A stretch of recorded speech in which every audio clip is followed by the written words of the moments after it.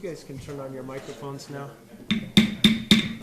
I'll call this meeting to order. This is Alpine Town Council meeting on August 19th at 7:03 p.m. The first order of business is the Pledge of Allegiance. I pledge allegiance to the flag of the United States of America and to the republic for which it stands, one nation, under God, indivisible, with liberty and justice for all. All right, thank you. Madam Clerk, roll call. Good evening. Councilman Larson. Here. Councilmember Burchard. She is Mayor Green. here. And Councilmember Weirda. Here. And Councilmember Scafidi. Here. Mayor Green, you have a quorum of the council with Councilman Larson on the phone and Councilmember Burchard is absent. Oh, thank you. Did everyone get a chance to look at the agenda for tonight? Yep. Yes. Okay. Do we have a motion to adopt the agenda? Motion to adopt the agenda? Second. We have a motion and it's been seconded. Any discussion? Hearing none. All those in favor of adopting the agenda, say aye. Aye. Aye. Opposed? Hearing none. Motion carries. Next, the consent agenda. Did everyone have a chance to look at the meeting minutes and bills to pay report? Did you Just guys, you were this- just looking at it? yeah. Okay, perfect. Do we have a motion to adopt the consent agenda? Motion to adopt the consent agenda? Second. We have a motion. It's been seconded. We all met. Any discussion? All those in favor of adopting the consent agenda, say aye. Aye. Aye. Opposed? Hearing none, motion carries. All right, so we'll get right into reports. I'll go first. Scroll down here. So we've had Cushing Terrell in town for the last couple days, and Nora's going to give us a report here at the end of reports, but it's been going great. I'm so happy. Today we had a stakeholder meeting, and the response, Nora, did we have 30, 35 people there? Yeah, so it was great. So really happy how everything's coming along with that. So we'll get more information from Nora. I also want to remind people that if you have any interest in serving on the Semi-Quincentennial Committee, which is the 250th anniversary next year, for 4th of July, we plan on having a big event. So we're looking for people in the community that would like to participate. There's going to be a lot of things happening pretty soon, actually, I hate to say it, it's a year out, but we need to start planning now. So if anyone has any interest, please get in contact with me or the clerk, or basically anyone on town council. And if you guys have any ideas of people that might be interested, please let me know. All right, so next we have the Alpine Education Foundation, and Meredith is going to give us an update on where we stand on the school. Perfect. Can you hear me? Yes. Thanks. Great. Mayor Green, council members, thank you for having us this evening. Yes, we're excited to report things are moving along. We've met with the mayor and kind of some members of the town council and planning and zoning initially. We have our initial kind of site plan that we were able to kick out to our engineering team. So all of our consultants are working on the traffic study, one line diagram for electrical work, civil and grading, proper lighting for the school, all of that. We also kind of have outlined a path to get in front of the town council and planning and zoning in September to hopefully have our building permit approved with our special use permit approved in September, which would then allow us to begin site work. And then our goal is to set the modulars before the snow flies, which would be amazing. We have been working with a professional rendering team to come up with a rendering that we can use for both the DRC, which we plan to submit this week, for review next Tuesday, as well as through our marketing efforts. So that's really exciting. We got our first draft back today, and it was kind of fun to see this school with Ferry Peak behind it. From a marketing side of things, we are going to meet with our operations team for the school the first week of September. And they're working on our website, so we'll start to roll out an enrollment study and start to get letters of interest for the school, which we've had a lot of really great feedback from the community. We'll also use that rendering as kind of a marketing push. And then we have our first fundraiser on the books, and so we're getting details together for that, and we will send that out probably end of this week, first part of next week. And then in addition to that, we're also meeting with donors and interested parties and starting to work on kind of the funding side of things. That's great. And so obviously the goal is to be up and going by fall of 2026. Yes. Right, okay. And the calendar that we've kind of laid out, that should allow for that if everything goes right. Oh, absolutely.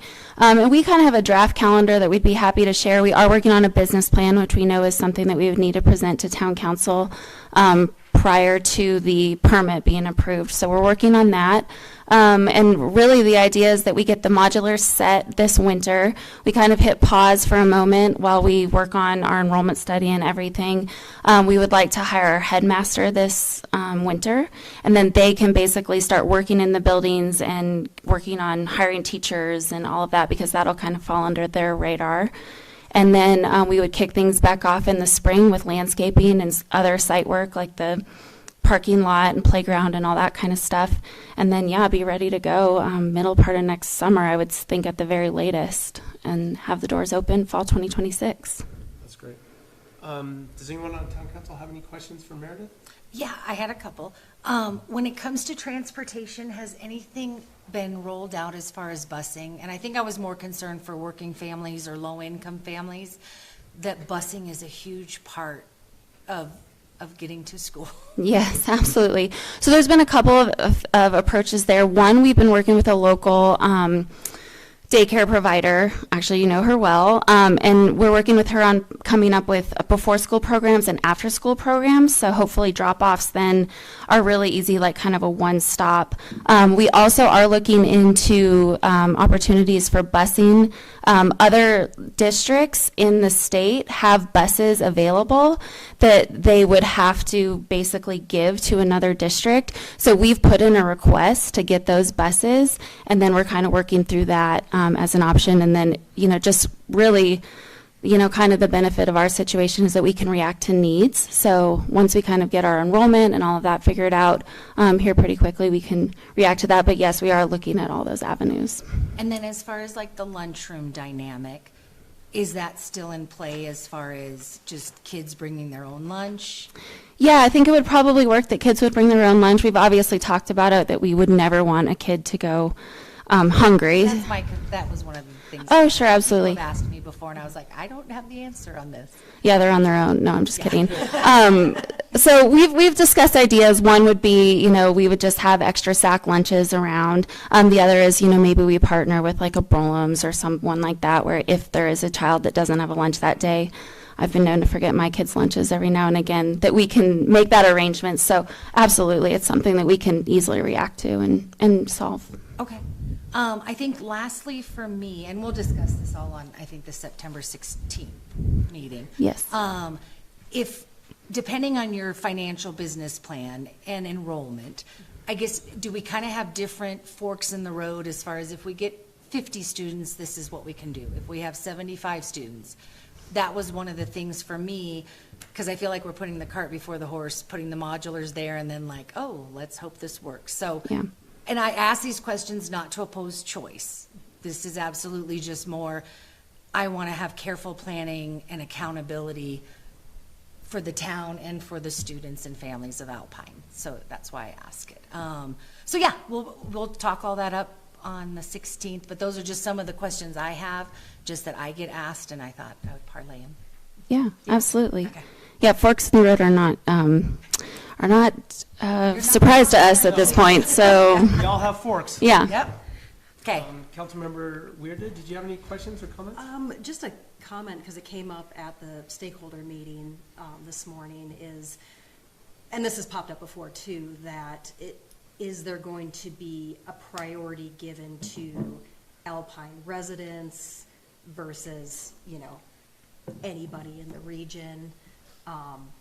And to sort of half answer the question, there's some legalities to that, but that's on the forefront as well, is how can we.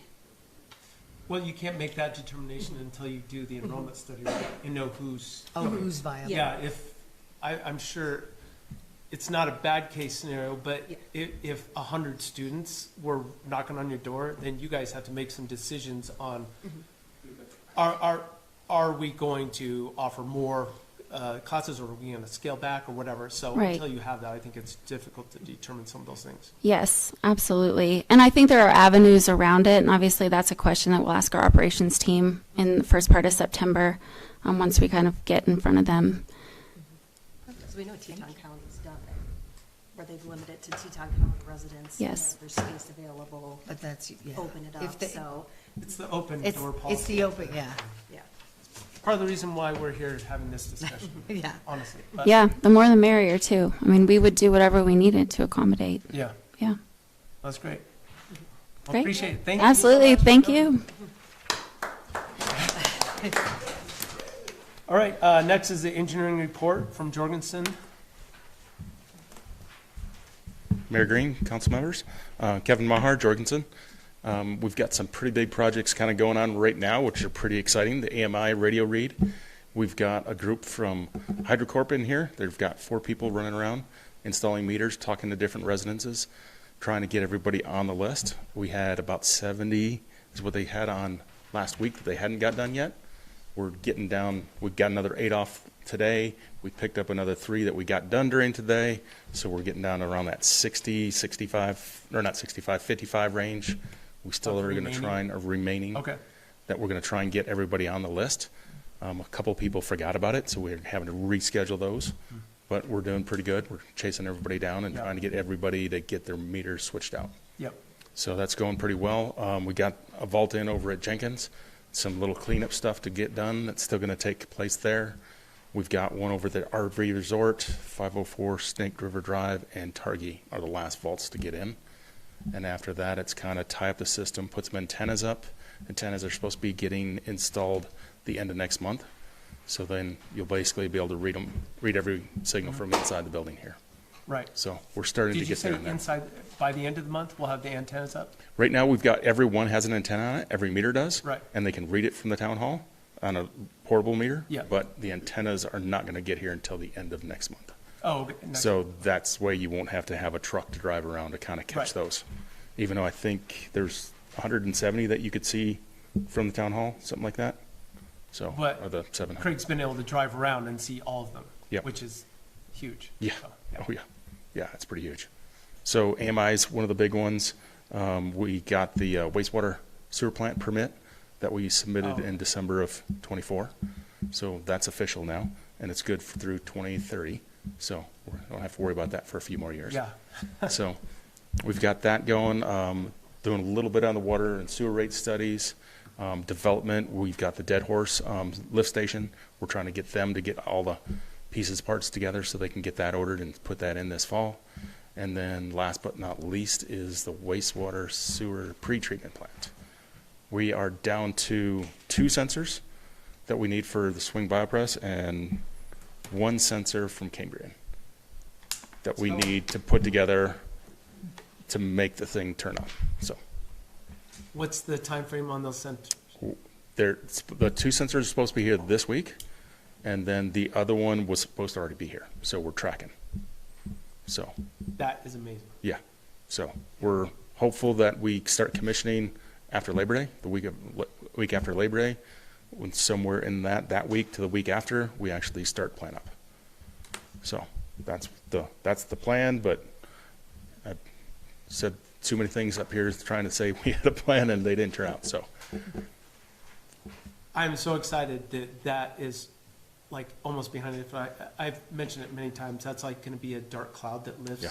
from above the town of Alpine. So thank you for everything that you've been doing to get that over the finish line here in the next few weeks. It's gonna be great. Yeah, this next month is a big month for us. Yeah. Any questions for Kevin? No. All right, All right. thanks, Kevin. You're welcome. All right, next, we've got our planning and zoning, Rachel. Hi, Rachel. Hey, how are y'all? Good, thanks. Last week, we had our planning and zoning meeting. It was a pretty straightforward agenda. We had a former applicant come back with a change to their building size.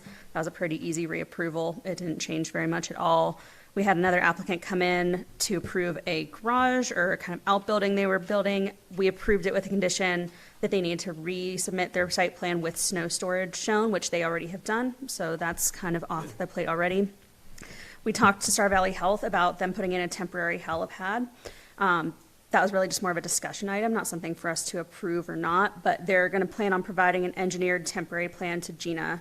I don't know if they've done that yet or not, but that's how we left things with them. And we also saw what Meredith was just talking about, the conceptual site plan for the school, and gave some feedback to Brett about that as well. But generally, we thought it was looking like it was conforming with all the required setbacks and things like that. Right. It seems like the helipad is, we have a gap in the land use development code for helipads. Weird that that's not in there. Yeah. We don't even know what kind of permit to Yeah. offer them, right? So, but, you know, it'll be our first helipad, so Yes. we'll now add that in when we're making the changes, so. Yeah. Gina had pulled some language from, more of the international code about it, and they're kind of meeting all of those requirements. And then their plan is next year to build a more permanent one that will really be like heated and have proper lighting and things like that. Right. That's great. And that's Yeah. on their land Yes. is what they're shooting for? Okay. Yeah. Would we notify the neighbors? They already have approval from their HOA. Yeah. Oh, they do. They've Okay. received approval from the HOA, which, I mean, we kind of wanted to make sure they Yeah. got that information, because that's an important one. I mean, literally, it could be a matter of having to land your helicopter at the air park and then get in an ambulance and drive over, or just land right at the, so it potentially could save lives. Yeah, they said so far they've had 3 instances where they've needed a helicopter, and twice they've ended up landing in the parking lot. But obviously, that's not ideal, not that safe. So I think having a temporary one will be great until they can get a real one built. That's great. Yeah. Any questions for Rachel? All right, thank you. Yeah, thanks. Let's see, Councilmember Larson, did you have a report? Sure. I'll start with the Hill. All is done. The only thing left to do is for individual homeowners, if they want to hook into power, contact LVE, and they're responsible for getting the power lines buried to their property. But LVE will kind of guide them in that process. So that's a nice addition to the Hill with fiber and buried power lines. And then what else we have? Tourism board? Tourism board. Tourism board, it's summertime. We're finishing up a lot of the projects, the grant recipients. We finished music last month. This last weekend, we had the arts fair and the car show. Not that I don't believe the car show had a grant, but No. the arts fair did. Yep. And that was well attended and good. So other than that, we'll be looking to go into the fall. We'll be getting our feedback reports at our October meeting for all those grant recipients. They come in and fill out their feedback report, and then looking for next year. Again, open applications will be January 1 to March 15. We're looking to have a big year next year with the The semi-quincentennial? yeah, that thing. That thing. But also just to have a good year, bringing everybody on. Yeah. And then the county's tourism board, we're having a meeting on Thursday. I'm hoping I can call into that one. I'm not sure yet if I'll be able to. It's a travel day for me. But they're planning the festivities as well, among other projects for the county. Yeah. And then that also kind of is in coordination with economic development as well. I think, is Bob there? Yep, he's here. Okay, Bob can speak more on that. Yep. Other than that, that's all I have. Okay, appreciate it, thank you. The Lincoln County Sheriff submitted their report in writing, so if anyone wants to go see what happened in the town of Alpine in the last 2 weeks, the last month, go check that out. So next, we have our update on Lincoln County's 2026 semi-quincentennial celebration, and Bob King's here, so Bob, please give us the update. Thank you, Mayor and Council. Thank you for this opportunity. We, as Jeremy said, we've got this meeting coming up here quickly. One of the things that we try to do is we're going to have a scavenger hunt in the county. It'll include Star Valley, and there'll be one in South Lincoln as well. Mm-hmm. And we're going to look at giving out challenge coins. This is the design that I didn't come up with this. AI did all of this, Wow. which is great. So we're going to have these coins struck. They'll be 2 inches in diameter. They will, if those that complete the scavenger hunt will get a coin from the county, as well as if the communities decide to have their own challenge coin, we would include that as part of the prize, and we'd have a little display for them. We're working on the maps right now, and the Historic Society is helping us establish where they would go within the county. Again, we thought we would just break it up by north and south just because of the travel Yeah, it makes sense. involved. Yep. We've put in our grant application to the state. I called on that just the other day. They said that they won't know anything until mid to late September on an award of any kind. And We that figure grant opportunity was from who? the state, Okay, the same one that you guys would apply for. You have till December to apply for that. okay. And the way I read the grant application itself, I think you can do it multiple times for different projects, Right. the way it looked to me. Yep. For those that don't know what a challenge coin looks like, these are ones that were prepared for the 100th birthday of Lincoln County. And just to give you an idea of what they are. Wow. So with those, I also have some copies of the coin itself here that people want to pick up and just take a look at them, of what they're going to look like. They've done a really good job thus far. We're going to strike about 2,000 of those coins at the beginning. One of the things we'll do is we'll have them as an award, but we'll also have them for sale at different places throughout the county if people want to purchase them that are traveling through and don't have an opportunity to participate in the scavenger hunt. I do have copies of what I wrote for the grant application. I think there's 5 pages there in that application for those that might want to take a look at that. I'll leave copies here for you to distribute and go from there. But we're pretty excited. The crew is coming together. I think it's going to be a great celebration. Yeah. And so let me clarify something. You're recommending that if the towns want to do their own coin, that we could have it designed and it could be struck around the same time as yours? Yeah, we're hoping so. Okay. That way we can cut the cost down Yeah. by numbers. And that's what we're kind of shooting for. Inside the grant application, you'll look at our timeline that we established for. We're not really looking at doing anything quite until we see if we get this grant. Yeah. If not, we'll probably get some funds from the county from somewhere. We plead poverty all the time. Yeah, you do.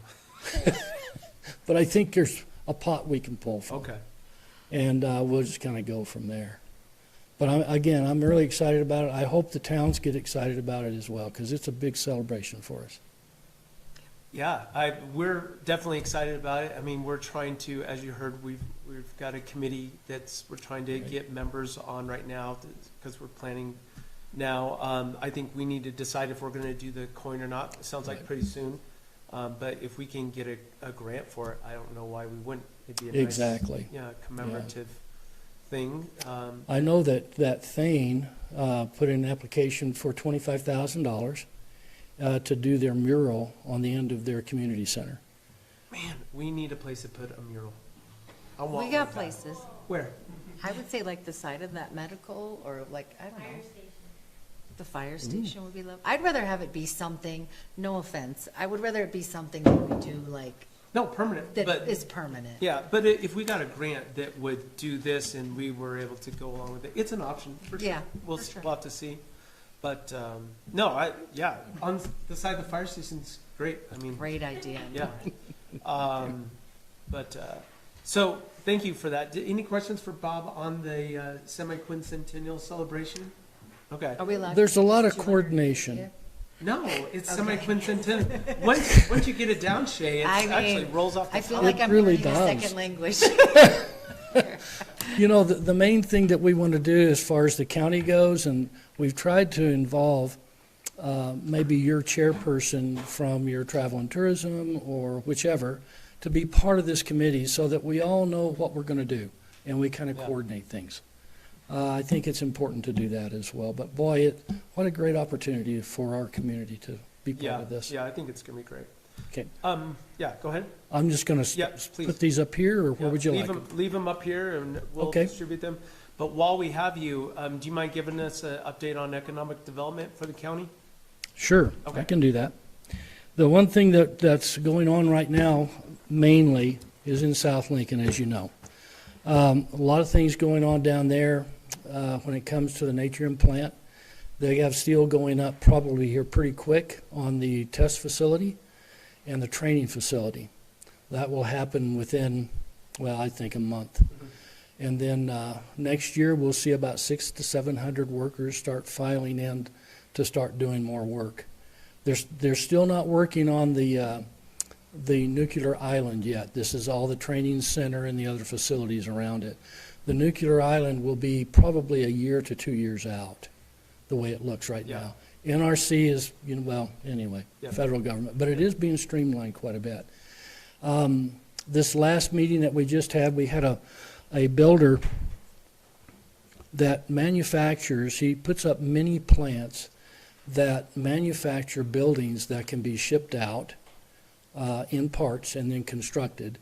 And it's kind of automated. It really is almost like a 3D printer, the way they build these buildings. And they have several different building plans, and the cost is about $100 a square foot on those buildings, the way that they've got it rigged up. Wow.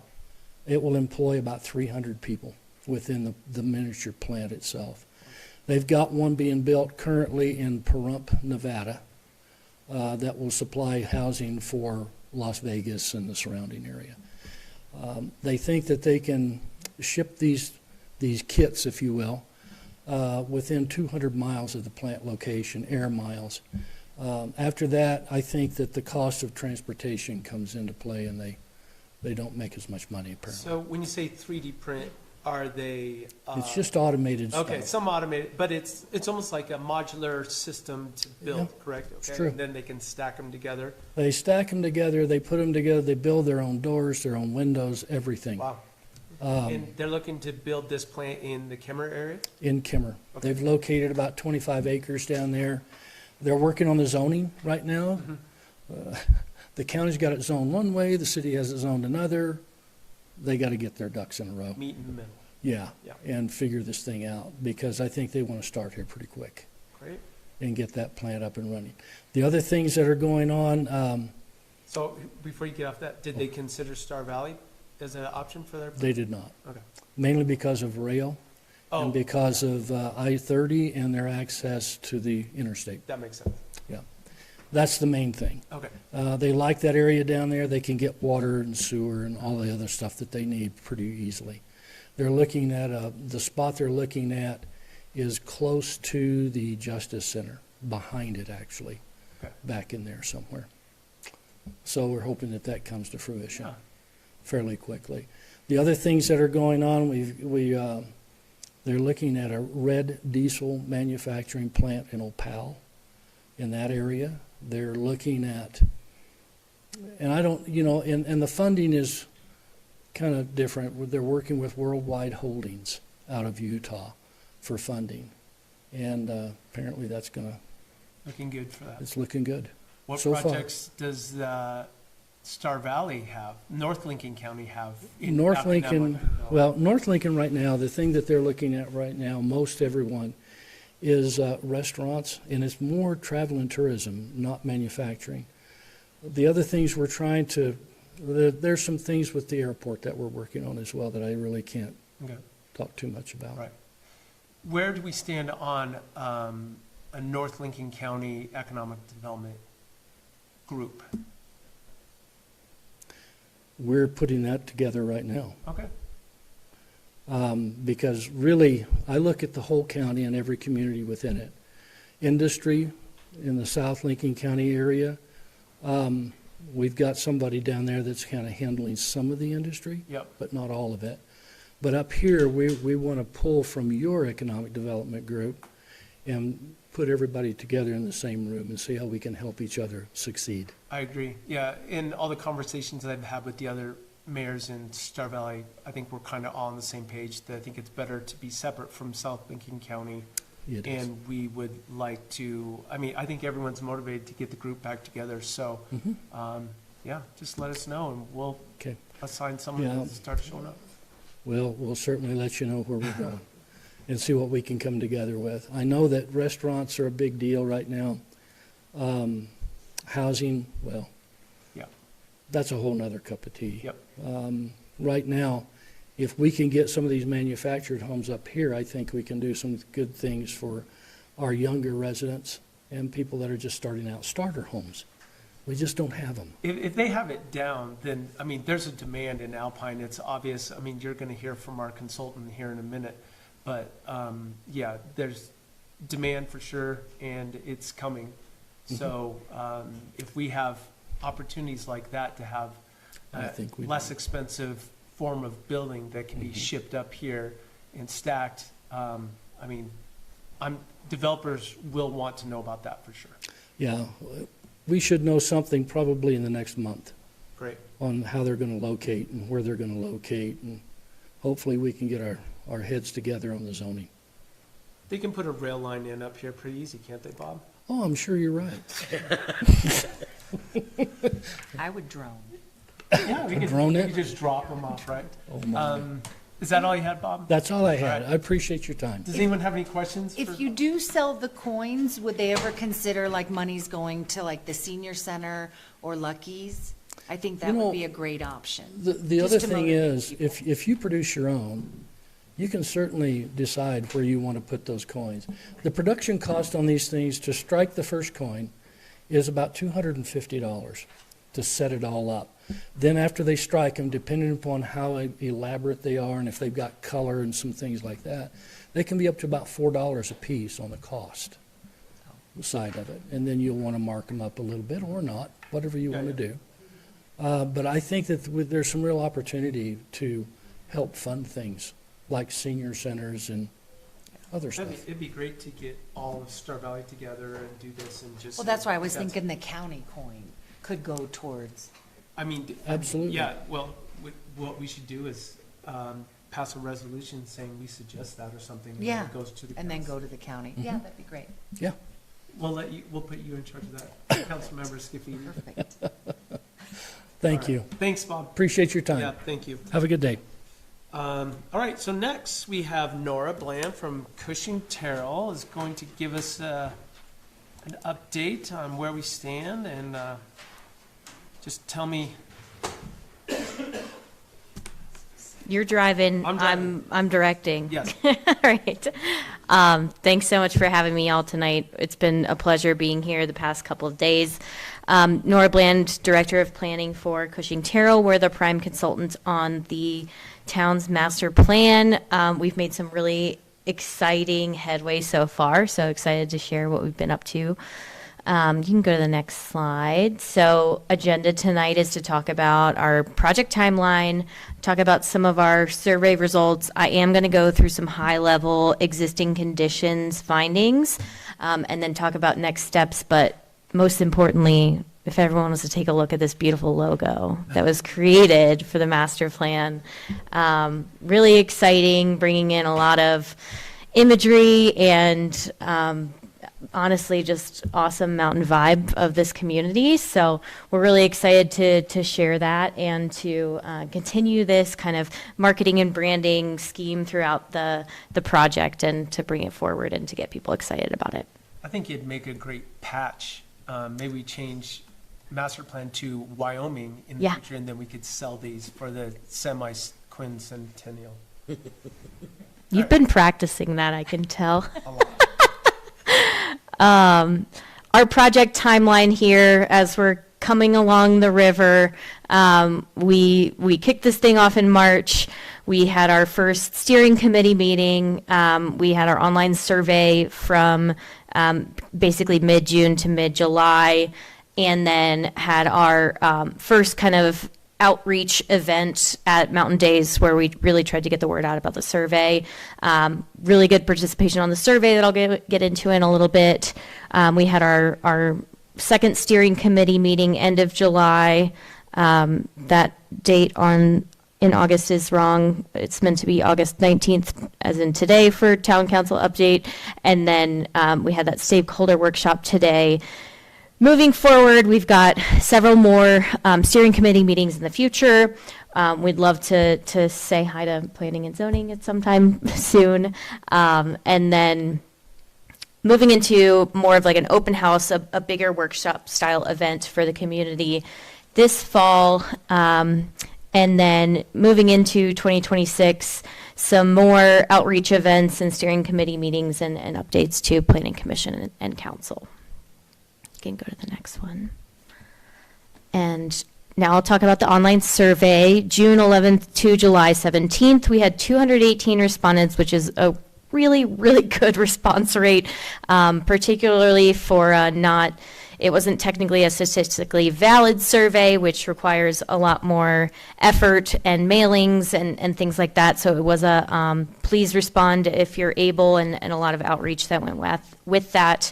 But we're really happy about the responses. The ways we promoted it was through the steering committee, Mountain Days, handing out postcards with QR codes, social media channels, including the town text messages, and then printed copies were available here and at various businesses and areas where people were gathering. And then some of the information on the right about the demographics of who we heard from. About 84% were homeowners.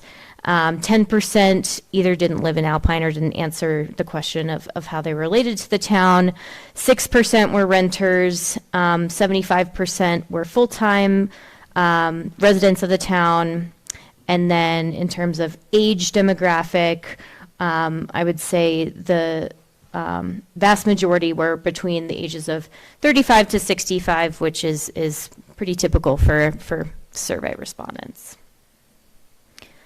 Some of the key takeaways we heard, natural features and outdoor recreation are some of the most common reasons why people live here. Reservoir and the rivers were favorite places in town. Balance of growth and preservation, adventure and recreation, and friendliness could be what guides Alpine into the future. People want land use to focus on creating walkable areas with new businesses while preserving natural places and open spaces. Big piece of what's lacking in town is bike paths and multi-use trails, community pool, and other recreational facilities. There is a demand for a school. That's not a new fact for anyone here. half of respondents, though, said that they wouldn't move to be closer to a school. So that's good that people are pretty dedicated to staying here. Most people responded to the survey that they travel by car for the majority of their trips, some preferring to walk or bike, but many of the survey respondents at least said that they didn't typically use the bus, which would mean that they're probably not commuting as often to Jackson. Lack of infrastructure and connectivity were reasons why people didn't move around without a car. Pedestrian infrastructure and more trails were noted, with enhanced sidewalks and new sidewalks as priorities for the transportation system. Interest in water conservation strategies like fixing leaks and gray water.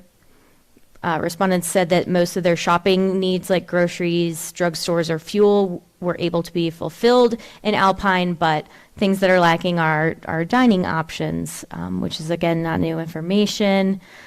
Local restaurants, bakeries, and coffee shops, as well as family-friendly entertainment would be really welcome new businesses in town. Quality housing and the range of housing options were considered strengths, though availability of affordable housing was considered a weakness. The majority, actually, all the rest of this is the demographic information that I already touched on. So, yeah, those are kind of like the high-level key takeaways. And then I did just want to highlight some of the responses to the individual questions. You can go to the next slide. That just give a little bit more nuance into how people were feeling. So community values that the town should rely on when making decisions in the next 10 plus years, balancing growth and preservation, adventure and recreation, friendliness and neighborly spirit, connection to nature and stewardship, and then emphasis on quality of life were the highest selections there. If you want to go to the next one. Primary focus of land use in Alpine when thinking about the future. Over 50% here, creating a walkable downtown. Then next after that, preserving open spaces and natural areas, developing new businesses and shops, redeveloping or renovating aging businesses, and then providing more community services, buildings. Those were some of the top priorities there for land use. Transportation and mobility priorities. Top one here by a long shot, more off-street trails and paths for biking and walking, newer enhanced sidewalks and crosswalks, and then maintaining, repairing, and paving roads. So I think a huge theme here has been connectivity and multimodal options for the town. Shopping needs, all or most were the majority for being able to fulfill those in Alpine. But then on the flip side of that, eating and drinking, so restaurants, cafe, coffee shop, bars, some or none was the majority for fulfilling in Alpine from the survey respondents. Looking at existing housing and residential areas, ranking, what was from a very strong through neutral to very weak. Housing that appeals to young adults was in the weak or very weak category, as well as availability of affordable housing, but then stronger was that quality of housing, range of housing options, and housing options for empty nesters.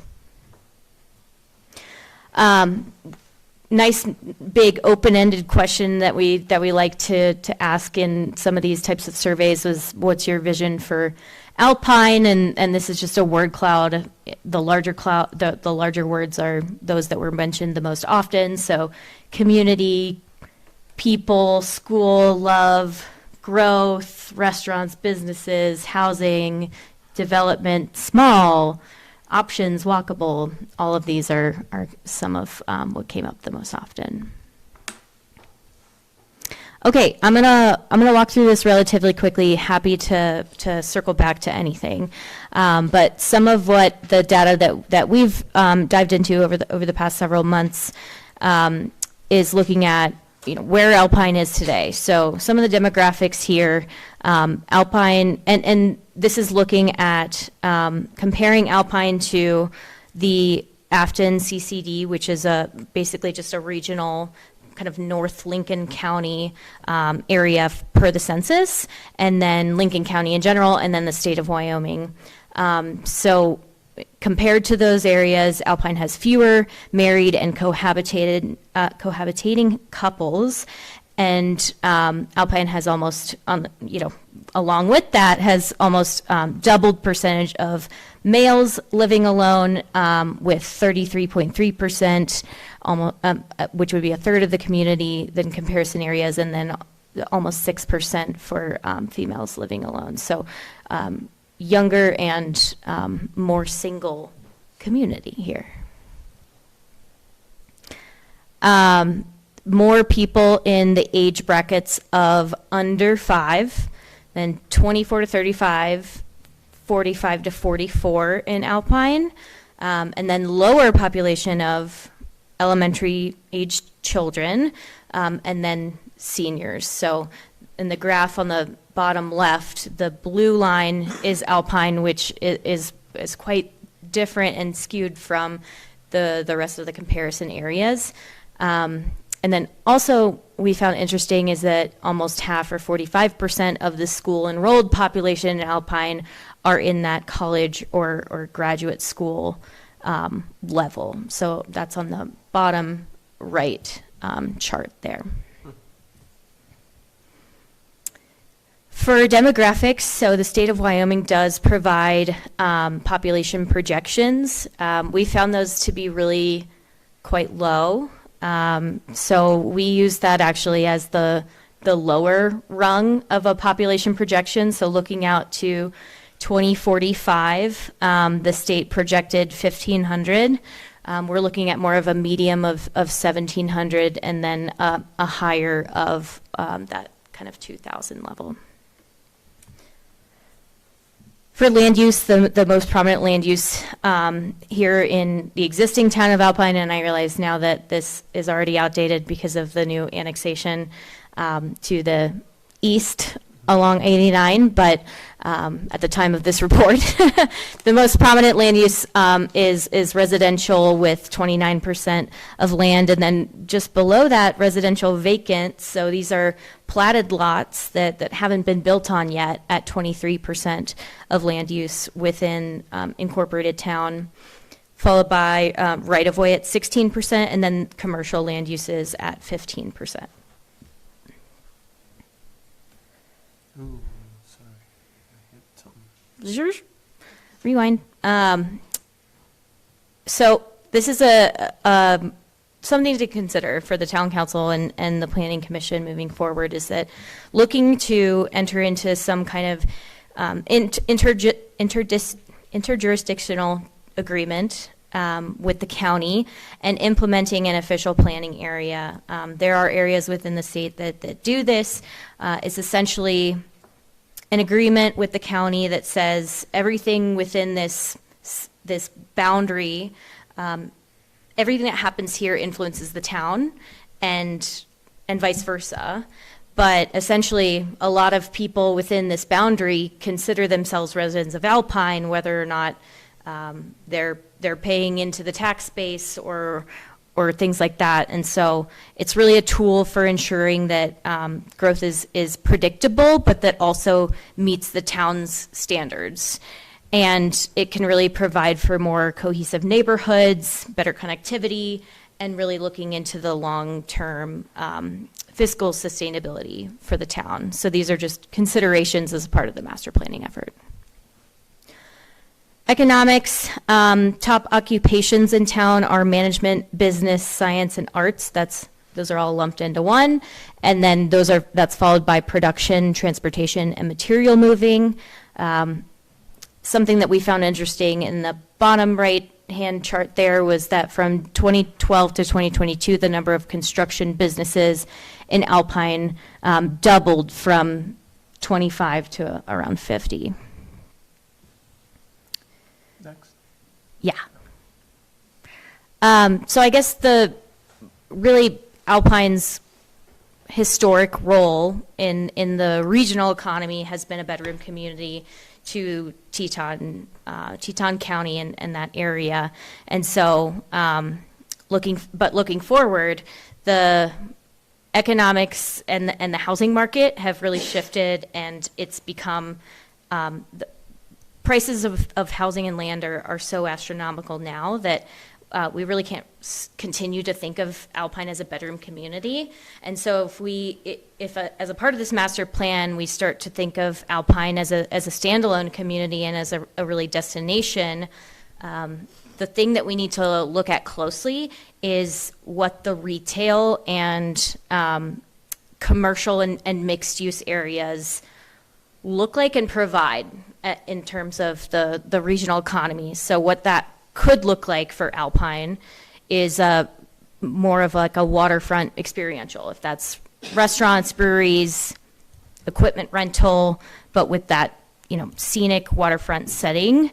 Lodging support services, so where Alpine has been a kind of a stop by for a gas station run or a quick grocery run, it could be more of an overnight destination. And so those users need different retail than just the day tripper. And then some alternative to Jackson. I think we hear it a lot from residents is that I don't even want to go to Jackson anymore. It's so crowded. It's changed a lot and really drastically. So how can Alpine benefit from some of the, I wouldn't say mistakes, but some of the how overrun it's become in Jackson? So if there could be some higher end dining or shopping that's not nearly to the scale of Jackson pricing or crowds, but that could really put Alpine on the map as more of a destination, and in a setting that's more relaxed and more a smaller town feel.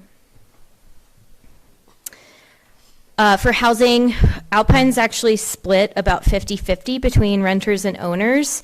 That's pretty different from the comparison areas where home ownership is really predominant. And then Alpine has a higher portion of households that have more than one occupant per room than the comparison areas, which we found significant because if you remember before, Alpine has a lot more single people than the comparison areas, and so that likely means that we're talking about two people that are not necessarily a couple occupying one room in a household. Again, used to be a bedroom community, but limiting the affordability based on really quickly escalating costs within the area, and then some ideas moving forward, increasing diversity of housing types that are affordable to different income brackets will be critical moving forward, and then mixed use neighborhoods, which can provide not only housing but retail and shopping options where residents can spend their dollars locally rather than get in a car necessarily and increase traffic congestion, can create more of that holistic and complete community. I swear I'm almost done. In terms of transportation, the map on the bottom right there, we're looking at 224 people commuting into Alpine, 14 that live here and work here, and I think today we determined we knew 4 of those people. So, I mean, that's pretty wild. And then 492 that commute outside of the town.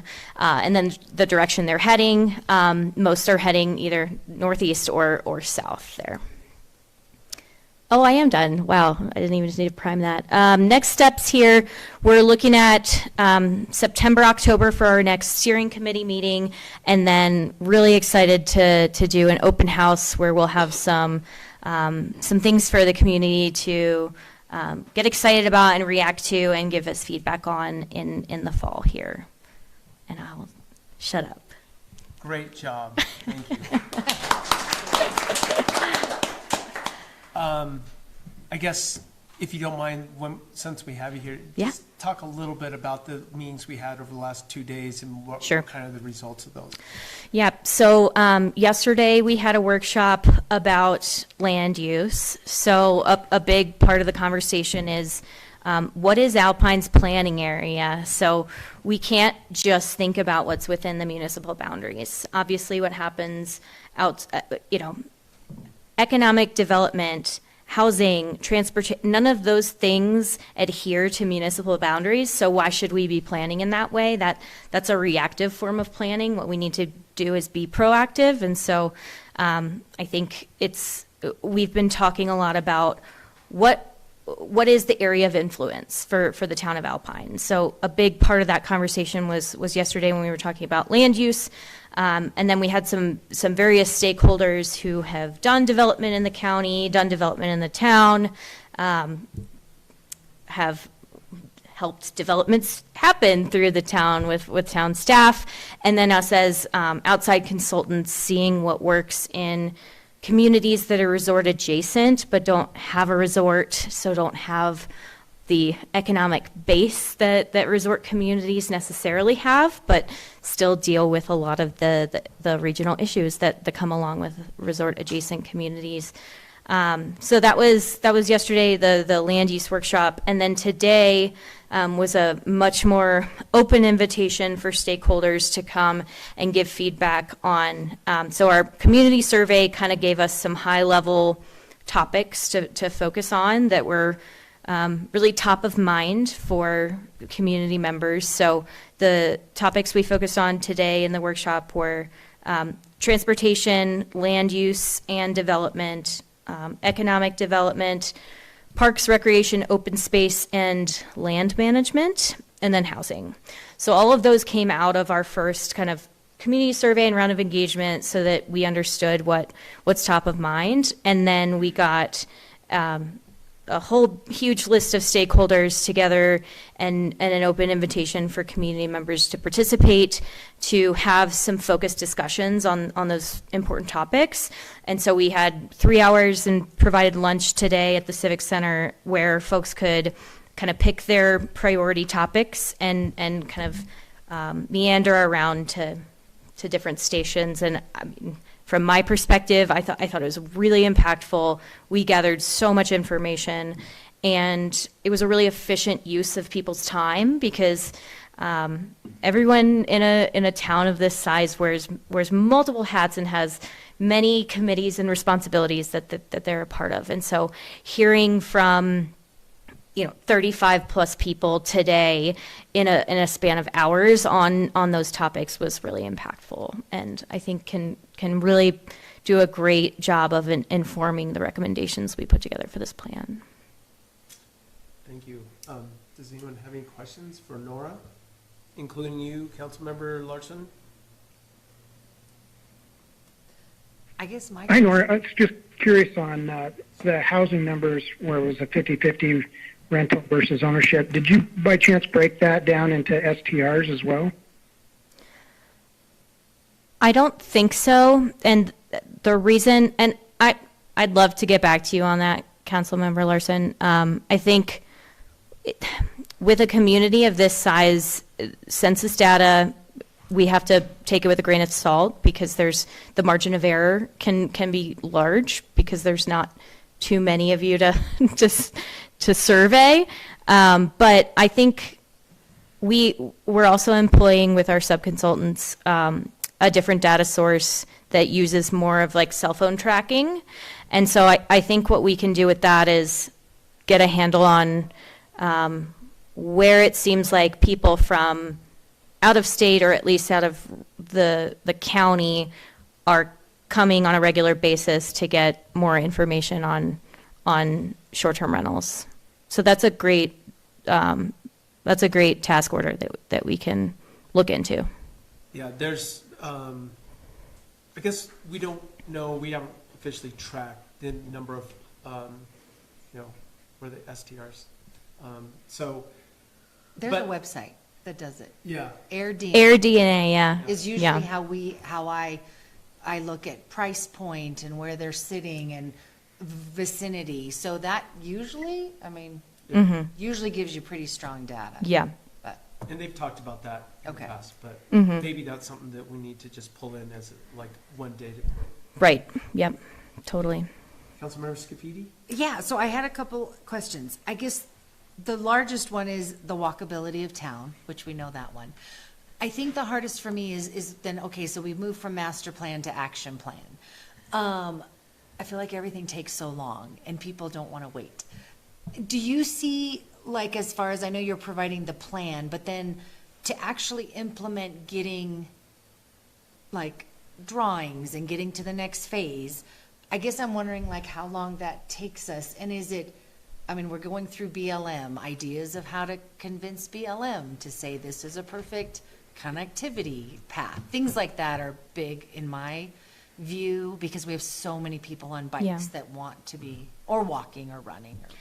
I can tell you at the master plan level, what we'll provide is a list of action steps that are prioritized Okay. based on community feedback, where those gaps, those like really critical gaps are in the network for biking and walking, and then potential funding sources. So grant opportunities, and when those grants become available, that's quite a changing landscape at this point, but we'll do our best to set you up for success with that.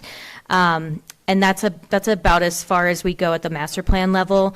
We don't really cost estimate or do any kind of strict timelining, but we can give you a roadmap for, this is a really high priority, essentially capital improvement project list. Okay, perfect. In my short time of being in government, I have found that you have to have a plan first, and then you can act on it. So this is our first step, and then we'll designate what is the highest priority and figure out how to attack that. But the funding sources is the most important thing for us when we get to that Well, action plan. and that's the thing, like if you have it in an adopted plan, your funding sources open up astronomically. Okay.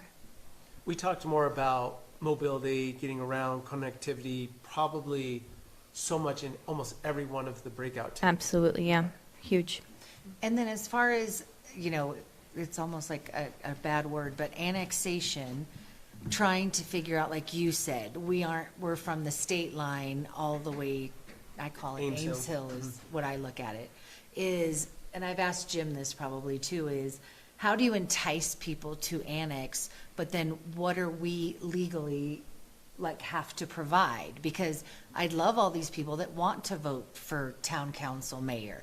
They want to support Alpine, but it's like, oh, we want to be part of Alpine, but maybe we don't. And then how do you kind of engage that populace? Yeah, so a big part of the master plan is going to be recommended updates to the land development regulations. And so a part of that will be annexation checklists, and then how to incentivize annexation.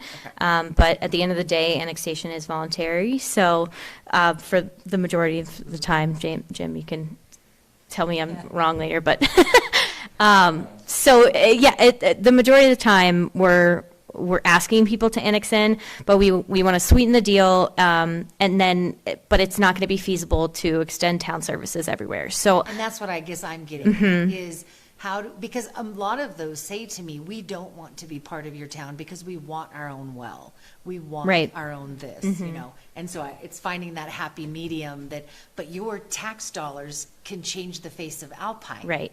Not as large as I think, but in some ways it can offset some of our debt, some of our parks and rec sure. pathways. I Absolutely. think we need to really, through this process, we need to fine tune our sales pitch. But what I would tell the person that says we want our own well, and you can keep your own well.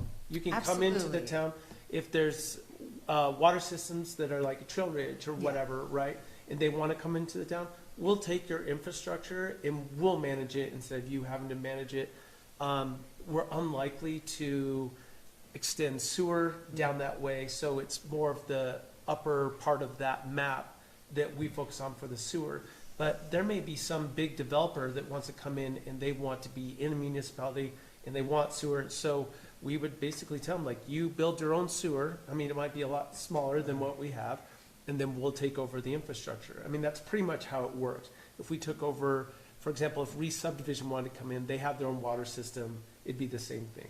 But then the HOA is paying to take care of their water system. So I'm trying to figure out how you maneuver through The that. town would then, But then does that money, because I'm trying to balance, and I don't want to go too deep, Yeah. but if we're taking in those tax dollars, I really don't feel like those tax dollars are going to come in, they're just going to take care of the water system that's sitting there.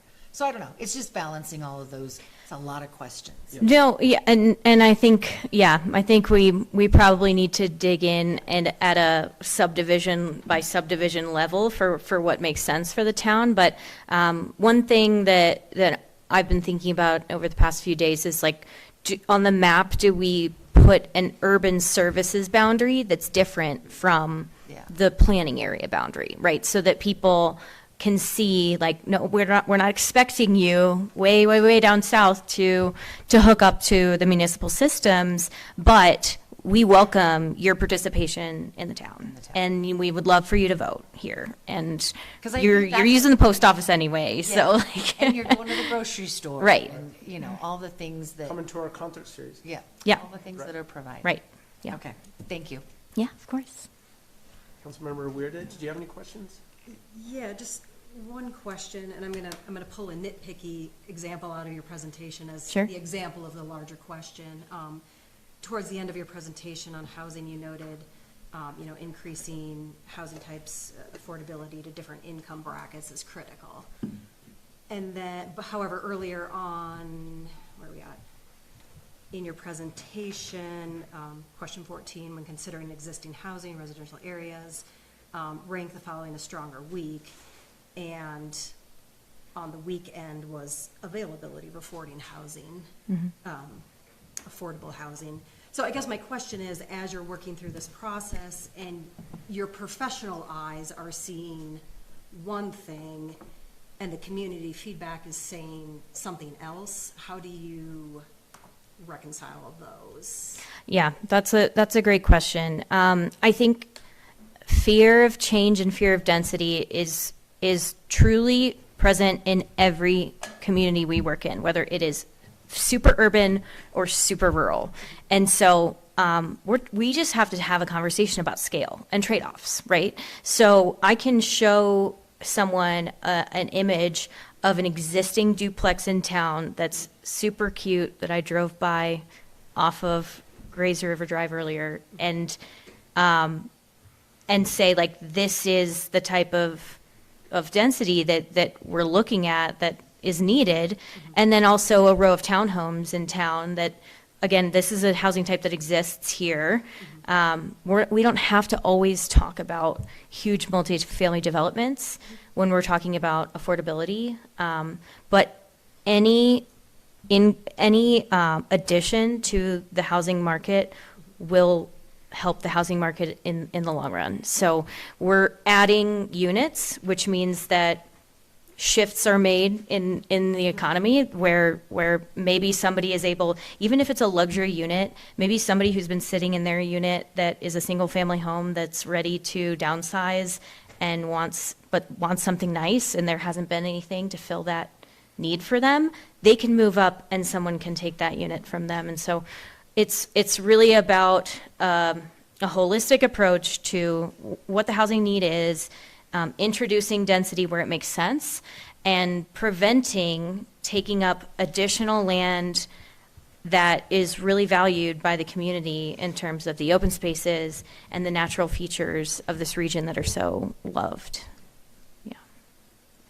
That was a really long answer, but I think that there are ways that we can show example imagery, model what growth can look like, and have meaningful discussions about trade-offs between being a community that closes their doors and then therefore can have 0 restaurants that function and operate here, or a community that's open-minded and, excited about creative housing solutions that can be really functional in the regional housing market.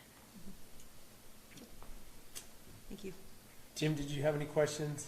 No. Madam Clerk, did you have any? I'm good. Okay, well, thank you so much, Nora. Mr. Mayor? Yes, Yeah. oh, might be one more, let's see. Follow up. With the emphasis, and maybe I missed this on some of the slides, it was just hard to see on my screen. It looked like there was more emphasis from maybe it was the questionnaire or just where the focus is on pedestrian-friendly walkability, be it walking or biking paths. Have you looked into creating a travel plan for winter where we are primarily a snowmobile community?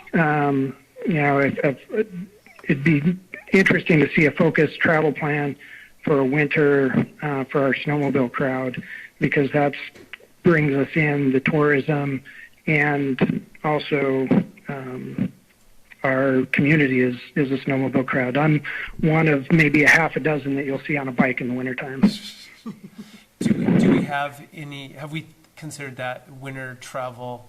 I know it's called basically, or they brand it multimodal, right? So in the summer, it's a walking, biking trail. In the winter, it becomes a cross-country trail. I don't know if those mesh with a snowmobile trail.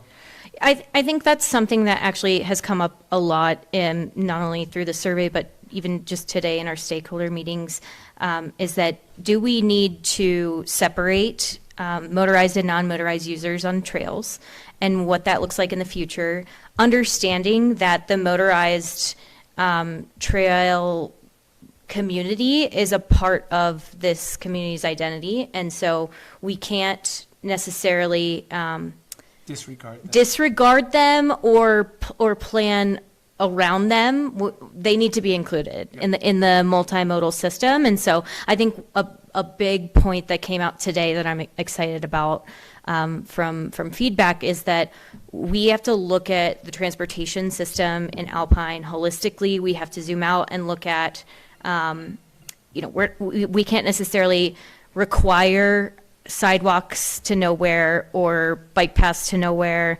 We have to look at the system where there are roads that are comfortable to bike and walk on and others that aren't, and then understanding, okay, how can we close the gaps between those trails and those networks and make the system work, whether or not it's all beautiful new multi-use paths on every road, which we know is not feasible for the short term. But in the short term, closing the gaps and then understanding how the motorized and non-motorized vehicles use those trails and paths. But it's definitely on our minds, and I think you might have just been in disguise in our workshop earlier, and you gave this feedback. He actually wasn't there, but he sent someone with that question, I'm sure. But no, we did discuss it today, so that's a good question. Councilmember Larson, do you have any other questions? Nope, that's it. Thank you. Thanks. Well, thanks again, Nora. Appreciate it. Yeah. Of course, yeah, thank you. You're more than welcome to stick around, but I understand if you have to take off. Thank you. Okay, see you soon. All right, so next we're going to go into action items, and we're going to talk to Dr. Linford here, it looks like. Mr. Mayor, you Yes. skipped public comment on I noticed that, Okay. and I'm fine if anyone would like to make public comment during this. So, Okay. Thank you. No, I just wanted to make sure. Absolutely. Well, thanks for coming. Also, yeah, thank you, Yeah. Mayor, for meeting with me and council member. Absolutely. I've gone through these. What would be the best way for you to have this discussion tonight? I guess if you could just pull a photo Sure. of my parking lot, and then maybe I can explain my Let me parking. I may have to pull all these up here. That's the, No. Staff report. Nope. let's see, go. Oh, here we go. Pictures. There we go. All right. You let me know what you would like me to So point out here. go, is there another picture? Yeah. Let's see, scroll down. Okay, so basically what I'm doing, I'm trying to expand my parking. I've got a parking mess right now. I've got Mr. Linford, if you don't mind, could you make sure, so Councilmember Larson might be watching, but also I want to Yes. make sure. Oh, we yes, get on we, the so I record. can hear. Thank you. Okay. I was going to point, but, Yep, so currently, basically my little dental office, it's been around for about 20 years. I bought it in 2020. It's always been a satellite office. So for, 15 years, it's been a satellite office. And I bought it and it's basically quadrupled. And I'm just trying to keep up with demand, basically. And so I have 7 employees, and you can see my parking. By the time I have all my employees park, that leaves very limited parking for my patients. So what's happening is patients are having to park on the side of the road. They're parking in the dirt. It's not professional. I have a lot of elderly patients. They're having to walk through dirt, walk through gravel. In the wintertime, they're having to walk through icy conditions. I do have some future plans on some expansion ideas, and I would love to get some city input on that. Not today, obviously, but in the future. And so what I'm seeking is there's an encroachment. You can see the lines that I have drawn. That one line going down is my property line. Yep. And then that's the city line over there. So what I'm seeking is permission to pave to the road in this instance. Okay. And these are the overhead shots that kind of. Yeah, so that's my plan for the parking, and that's primarily going to be employee parking on that side of the building. Right. And correct me if I'm wrong, but you want to pave all the way to the road and just basically people will be backing out onto the road. They'll be pulling in and then backing out? Or is there still just going to be a driveway? So I was going to put, something similar, what I like is if you go by Brolam's and you see the Conoco. Oh, yeah, where it's got the. Right, so slash they have line. the little lines drawn saying, and then they have arrows pointing, pull in this, like, sorry, Yeah. sorry, Jeremy, can't hear me. So basically what I'm gonna try to do is basically have an arrow drawn this way, in, out, and I'm gonna have a line drawn here with cross sections. Something similar to like Lincoln County. Customs. Customs, Mhm. they have something similar because there's a bike path right here. Yep. But you wouldn't back out, you can see the size of my truck, so people back out here, they're not, I guess you could back clear out to the road, but But more you than don't likely, have people are gonna back out. Are you suggesting paving even like right now you just have the gravel out to about 5 feet of the road? And Yes. you would pave the whole thing to the road, is your suggestion? Okay. Yeah, because right now, you could put I could put a cement curb, but that's gonna be a problem in the winter. Yeah. Trying to keep it plowed and clean. It just looks terrible having this big divot. I even have people pulling in right now. I had a car actually get stuck right here. Just doesn't look very good. Yeah.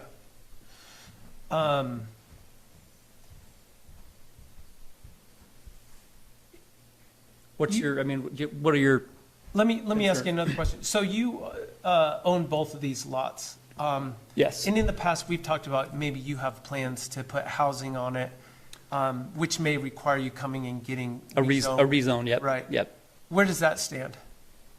I got to work with the HOA. So I'm part of the Riverview Meadows. Riverview Meadows, and so I own, this is commercial here, and then I own this little sliver of land, which is residential, Mhm. right? And so my master plan is to actually rezone this to, I was hoping it would be mixed use, but even commercial would be great. And I would build a new building here, and extend the parking this way. I would use this building for specialists, so Okay. dental specialists. Surgeries. Oral Yeah. surgeon, Yep. endodontist, and so, and that's what, we talked about the master plan. It'd be great to be involved with that. I think it's amazing what you guys are doing. We want And- your feedback. Yeah, and so it'd be great, no one's ever reached out to me, but I would love to be involved. And so I would love the city, because I think we had an optometrist, we don't have one anymore, right? So we need critical healthcare providers in this town. And we need to be included, and we need help, right? So, it's extremely complicated trying to run a dental practice. Yeah. And especially in a small town with employees, with housing. And so, yeah, we just need help. This, my opinion is this piece of property is kind of like a unicorn, right? I mean, you are the very first commercial piece of property as you're coming into town. Yep. And that residential lot that you also own is a very narrow, kind of deep lot. And the access is on the backside to the north. And while we've been having all these conversations about master planning and housing is so important, and it really makes me understand or makes me wonder what the overall concept could be. Yep. And so I know it's kind of just been in your head, but I'm wondering if you have the opportunity, if you had the opportunity to come up with a more developed plan to bring to us, would that be interesting to you? Yeah, for sure. Okay. I mean, the first thing I wanted to do was, I mean, I wanted to just be courteous. I was going to reach out to the neighbors that live across. I think that's a great place to start. You know, just to give them an idea, share my ideas and be like, because as of right now, the only thing I can do is build a new building in back of where I'm at, yeah. or do an expansion onto the back of my building. But then, again, parking's still going to be Right. a problem, right? And then that means all my parking is going to have to be off the side of the road, which the city probably doesn't want. Yeah, one thing that's come up through the master planning process is the right-of-way and the easements that we have in certain parts of town. Yep. Riverview Meadows is one of a couple neighborhoods that actually has the right-of-way easement. And to me, I mean, it's obvious that's the place where we have to put our snow. That's where stormwater goes. We don't have a stormwater system, but, you're not asking for much there. But if, for example, you are asking to bring this parking around the backside and do the whole thing, I think what ends up happening is you're pushing your problem or your snow problem, water problem onto someone else's property, potentially. And that, in my mind, is a problem that we would probably want to avoid. I also know that the Land Use Development Code says there needs to be a 5-foot buffer around your property line, commercial property line. So and I think that also helps with kind of the beautification of properties and things like that. This solution, I think definitely would help you, but to me, I'd almost want to know what the bigger solution is, and maybe we can work through that process with you. Because at first, when we spoke at the HOA meeting and you said, I want to put housing on the back and blah, blah, blah, I was kind of like, well, that's great. Everyone needs housing. I don't know if the neighbors want that. But I'm just one voice. So I think you're exactly right. You need to ask the HOA, ask your neighbors what they think. And I think it all starts with the plan, though. I can't speak to, because I don't live right there, but, if there was multifamily units there, I don't know that I would be opposed to it. You know what I mean? Doesn't affect me at all. What does affect me is I worry that we're setting a precedent by doing this. We've tried to come up with other examples of what you're asking in the town of Alpine. And there may be some that are kind of similar to what you're proposing. Well, I think half the town of Alpine. Subway, you have Subway, Yeah, you have Bank of Star Valley. You have the whole parking next to Ace Hardware.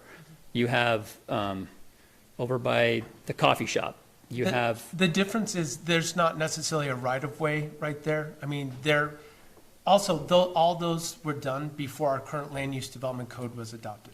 and, I mean, my building was built 20 years ago.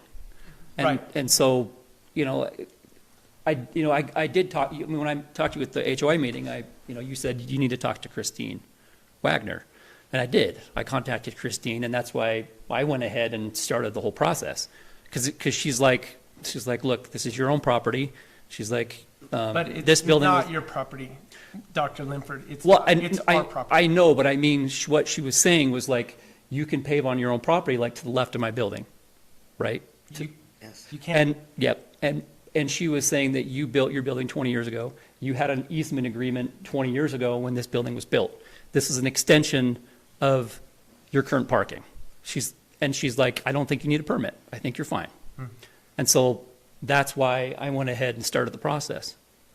Well, and to me, it's an improvement. I that think was it a looks- mistake, by the way, and you got some bad information Yeah, there. and that's I what I wish was, we would have been able to head that off in the past. I wish I would have been involved with this, and it probably would have ended up saving you a lot of money that I know Yes. you've sunk into it, so, but Yeah, I I mean- apologize that you've gotten wrong information from the town, and we want to make it right, but this is the proper process. yeah, to and go I, through. and I can see that. So- But I think look, I think I'm the only healthcare provider and dental provider in the town of Alpine. And you have a Like- ton of customers that. Yes, live and in the I town. need help. Like, I need the help of the city to do something. Like, I can't leave the parking the way it is. It's a safety Yeah. hazard. I And think to so, leave it unfinished is worse than allowing an encroachment. And again, I guess I go back to, you'd have to revoke it for public purpose, and we're never going to need that for public purpose. I mean, unless the city if the city's going to put a sidewalk there, I'd be more than, That's Yeah. exactly the reason why I think Yes. we need to be concerned and we're setting a precedent, because if we decide to put in sidewalk, curb and gutter in the town, then that's gonna have to be taken out. Well, then that's a revocable yeah, item. yeah, I mean, I have it in But the, for now, I feel like, if anything, it'll just be a cleaner entrance in and out. And I think because it's just, I mean, I understand the right of way, but to me, to have is more of a liability of like the depth between the two. I just think it would look way more aesthetically pleasing than leaving it as mud and road base. yeah, and I need to get the, yes. So I just want to offer something. Land use development code is very clear. You are not allowed to back up into a right-of-way, Correct. okay? So you cannot pull in and then back out into a right-of-way for a business. That's very clear. So I think that the question I have standing here, and we never got to ask this question. Yep. Has there ever been a traffic study on that little bit of the road? No. I'm just curious as to how many people actually use it in a day. Deer Drive? Not That a one. lot. I don't know, because I don't live there. You guys live over there, so I don't know. But is it more of an entrance for his business? It seems to me that most of the people go down Yeah. past towards your house and cut in. I think it's both. I Yeah. would say I it's think like both. 8 to 10 homes. Yeah, I mean, That there's not a huge, Councilmember Scafidi uses it all the time. I'll tell I you do. that. I Yeah. use it every day. I use it as well. yeah. And so, my question is, will the, and this is a question for you guys, because it's very clear for us, that's why it's sitting in front of you. Will it really impact 8 people being able to back out into the road? No. But I don't think they will be backing it. But that's up to you guys. It's really a question of how many people are gonna be impacted. For us, on planning and zoning, it was very clear, so that's why you're standing on it, but I can see it both ways, Mr. Mayor. I see it both ways. I can see the cleanliness of it and the ease of it. If there was a way not to have them back out into the drive, but he wants to use all of that for parking, and yes, people will, people will back out into that road. It's going to happen. But no it's matter not a what. high traffic, Yeah, it's not. I mean, It's not like people are going 50 miles an hour. yeah. I mean, People will be going, what's the speed limit, 15? People are already backing out into it anyway. Yes. People are parking people are just doing it on the dirt. Thanks for that can of worms. Yeah, thank you. Sorry. Appreciate it. Just Yeah. to clarify, so Yeah. the concern is that you're gonna come off the highway, turn onto Deer Drive, go past your current driveway, and then turn into the side parking, which is what we're trying to avoid? I'm not, Well, I Is that the don't mind concern? Is that the parking there. concern from planning and The zoning? concern is that you're backing out into traffic. Deer Drive. Not the Okay. pulling in, but it's the backing out into traffic.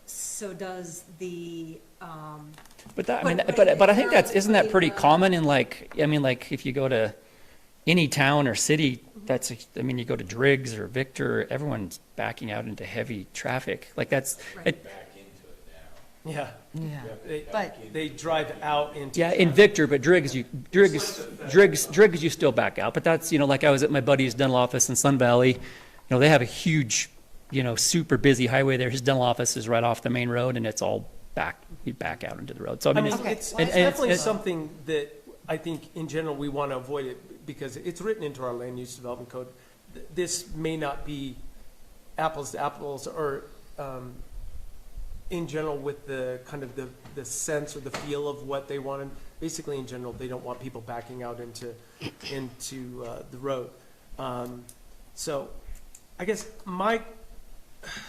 my question is, if this was all a blank slate, what would you do in your mind? what do you mean like a clean? If your two lots was a blank slate, you said building a building over here, you know. Do I have a bigger, I thought I maybe said a bigger photo of my Okay, so what whole. are you trying to Here- get to? Because I guess I'm confused of like, I think we're not writing him a check to build this out, so I just feel like, what are you trying to Councilmember be? Skibidi, I'll tell you what I'm Okay. afraid of, is setting a precedent that future businesses, there's gonna be, there's a commercial lot right across the street, right? So what if he paves, not only there, but then he comes back next year and says, I want to the corner. I want this whole back thing. So we've got the commercial lot directly across the street, seeing this and coming, I want all that too. Well, but this has been here for, yeah, existing. Like if it was someone new, then the plan would be to be submitted to P and Z. It really But we're doesn't matter allowing, if this. but this is a revocable encroachment. It doesn't matter if this building was built 20 years ago or not. He has to deal with our codes Oh, I as they stand understand. right now. I understand. Right? Yeah. And so do you understand my concern that we're setting precedent in, But I We're think we opening up have again. so many other things to tackle in our town that this is such a minor one to a really key service that is a huge advance for people of Alpine. I used to drive to Jackson for the dentist. I used to have to go different places. I'd much rather pull up to a nice paved spot and not have to go through gravel, and it just looks junky to me. I guess it's that's. not, we didn't build the building, we didn't set the parking lot. I totally understand. Right? So it's Yeah. not a problem of our making. But I don't think it's a problem. I mean, I guess It's safety. and I do understand the safety side. I understand what you're saying. And I think- But this I think isn't it's- Highway 89. Yeah, I think This it's is- less safe the way that it is, right? And in fact, if I can't get this approved, I will have the city sign some sort of agreement saying that they'll be responsible for any accidents or anything related to this because I'm trying to make it safe. Well, you can't we're not gonna do that, but yeah. But I kind of feel like the bike path by Lincoln County Customs is one where people are going in and out of that, and that's a safety issue, but we let it go. So I think there's just this line, I think we're, What if you did it for 5 years? yeah, like, can we just, Well, maybe that's on the table. So I will tell you, when this has come up, I've just asked people in general, and I would say probably most people don't care, Yeah, right? If it helps, gives you the proper, parking and makes it safer for your people, maybe we shouldn't care either. But people are questioning, so you're worried about the future. I'm Like- worried like about you're the worried- future. So you're worried about if you approve this, you're worried that now someone else is gonna come. But I think that's a case-by-case basis. It should be, and that's how it should be. I mean, That's when you get into trouble with yes. discrimination, is the case-by-case Yep. basis. So the law should be applied equally to everyone. Does that make sense? Yes. And that's why I'm glad we're here talking about this, and hopefully we can work it out. The suggestion of it being 5 years, 10 years, or whatever it needs to be, maybe that's reasonable, and then you have to come back. I guess what I'm trying to get to is, does it make sense before you even do this to come up with a master plan for these two properties and tell us, you know, this is what I'd like to do, these are my big plans, and maybe it doesn't even involve that. Well, it still will, because I'm still gonna have, even if, you know, like I was saying, my master plan would be, like, you can't see the whole edge of the property, but making this whole one lot, you know, whether it be mixed use or commercial, because I think you were saying the commercial property may have a housing option in the future.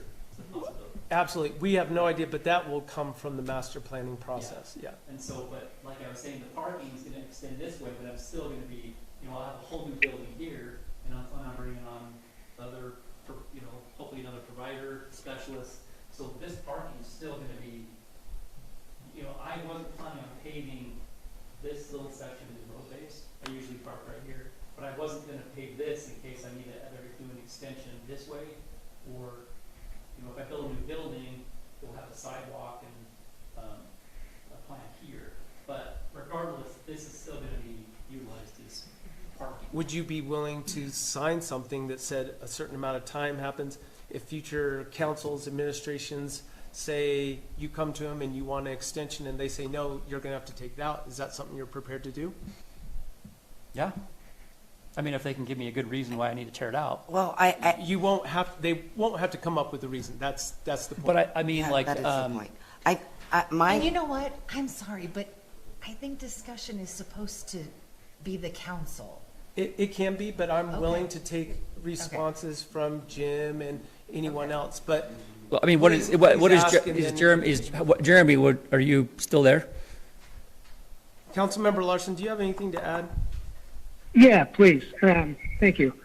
So be it this property or just kind of any property when it comes across our desk, you know, kind of for me, the first thing I ask is myself is what is the impact? Impact specifically to the town and specifically to your neighbors. You know, if by paving or whatever the project is, you know, will it have a negative impact to the neighbors? And looking at this, you know, when you're talking about paving, then my only thought is, okay, one, snow storage, and two, summertime, you know, when we get those freak cell storms that dump an inch of water, where's the water going? Is that water going to impact your neighbors? If it's not, I don't care. If it makes sense, great. So looking at this property, am I correct? Looking at the photos and everything, do you own all the property surrounding the clinic, or just to the one side, the south side or the north side? He owns the adjacent property to the west as well, which is a residential property. Yeah, and they have it graded. H&K is doing it. They have it graded so the water slopes towards the north. So first and foremost, you know, the impact. You know, is there going to be one? I don't see one with this, and I don't see one future. Second, we've talked about safety. We in the LUDC we do have specific things. You can't back out into traffic, and we have that 5-foot easement. Zone, yeah, that buffer zone. Now, with that, you know, are there extenuating circumstances here? Is it keeping you from having the business that you need to have? I wouldn't say it's keeping you from the business, but, you know, yeah, it definitely could make the business easier and safer for your patients, especially those elderly patients. To address the backing out, you know, maybe one solution is how many spots, have you calculated out how many spots are available there if you turn that into parking? So if you go to my option 2, option 1, option 2 is to put parking the other direction. Yeah, and that would add, so there's two options, 6 with option 1, which is preferred, and 4, where they would park to the north, which, yeah, so. Okay, so here's a thought, and maybe it's already been brought up, but one thought to address the safety of backing out into traffic is those parking spots on that side are employee parking spots only. Therefore, that way your employees can back into those spots before you're open for business. They have that spot, and therefore when they pull out at the end of the day, they're pulling straight out, as opposed to backing out into traffic. Just a thought there. And I could put signs saying, just Employee parking. employee parking and And they'll know to back in. back in only. I don't know. Back in only, so when they pull out, they're pulling straight out. And then the first thought that when this came across when it came across my desk, so to speak, is this is all under Riverview Meadows HOA, correct? Correct. Okay. Has the HOA given you permission to do any of this? Because they Yes, I have an email our from, permission. I have an email. I don't, From their board yes, that allowed it? yes. Yeah, that's the first thing I did was reach out to the HOA. Okay. And I can send that to you. Oh. I have that. Yeah. so- Because that's good, because I had not seen that permission letters, because it makes us a moot point if they deny it. But if they've approved it, then great. Yep. Good points. Any other points? No, that's kind of all I have. I see where we're going, and my biggest thing is make it employee parking and have the employees back in if that makes it more safe. Okay. Thank you for your input. Do you have anything you'd like to add? No, my point is just that this process requires an encroachment agreement. There isn't a permit that can be issued by the town of Alpine that allows him to do this. It requires a legal agreement that will set the parameters. And there is some notes in the ordinance, if you haven't read it, please do so, that it states in the ordinance that that they have to be willing to allow it to be ripped out with 3 weeks' notice. It is what the ordinance and I is. do- So I just want him to understand that this council, cannot promise that another council won't do it. We can't Exactly. find future I mean, administration. for so any something could reason. change. I mean, Yeah, and I and don't even. I have a don't need legal, to read if you want to read I have an encroachment agreement, a legal document. We saw it. Yeah. Okay. Yeah. And obviously that's just a sample. It's just a Sure. kind of a generic one, but Chat GPT. yeah. So we can. We know. I was gonna ask. Yeah, so we can just, obviously modify that as the city Sure, needs to, so, Well, I would count on modifications. yeah. So let's just go down the road real quick. Councilmember Larson kind of gave some of his thoughts. We'll start with Councilmember Scafidi. Give us your thoughts. I mean, at the end of the day, I really want to respect what you're saying in the sense of, yes, precedent. But no offense, driving around Alpine, precedent is not happening.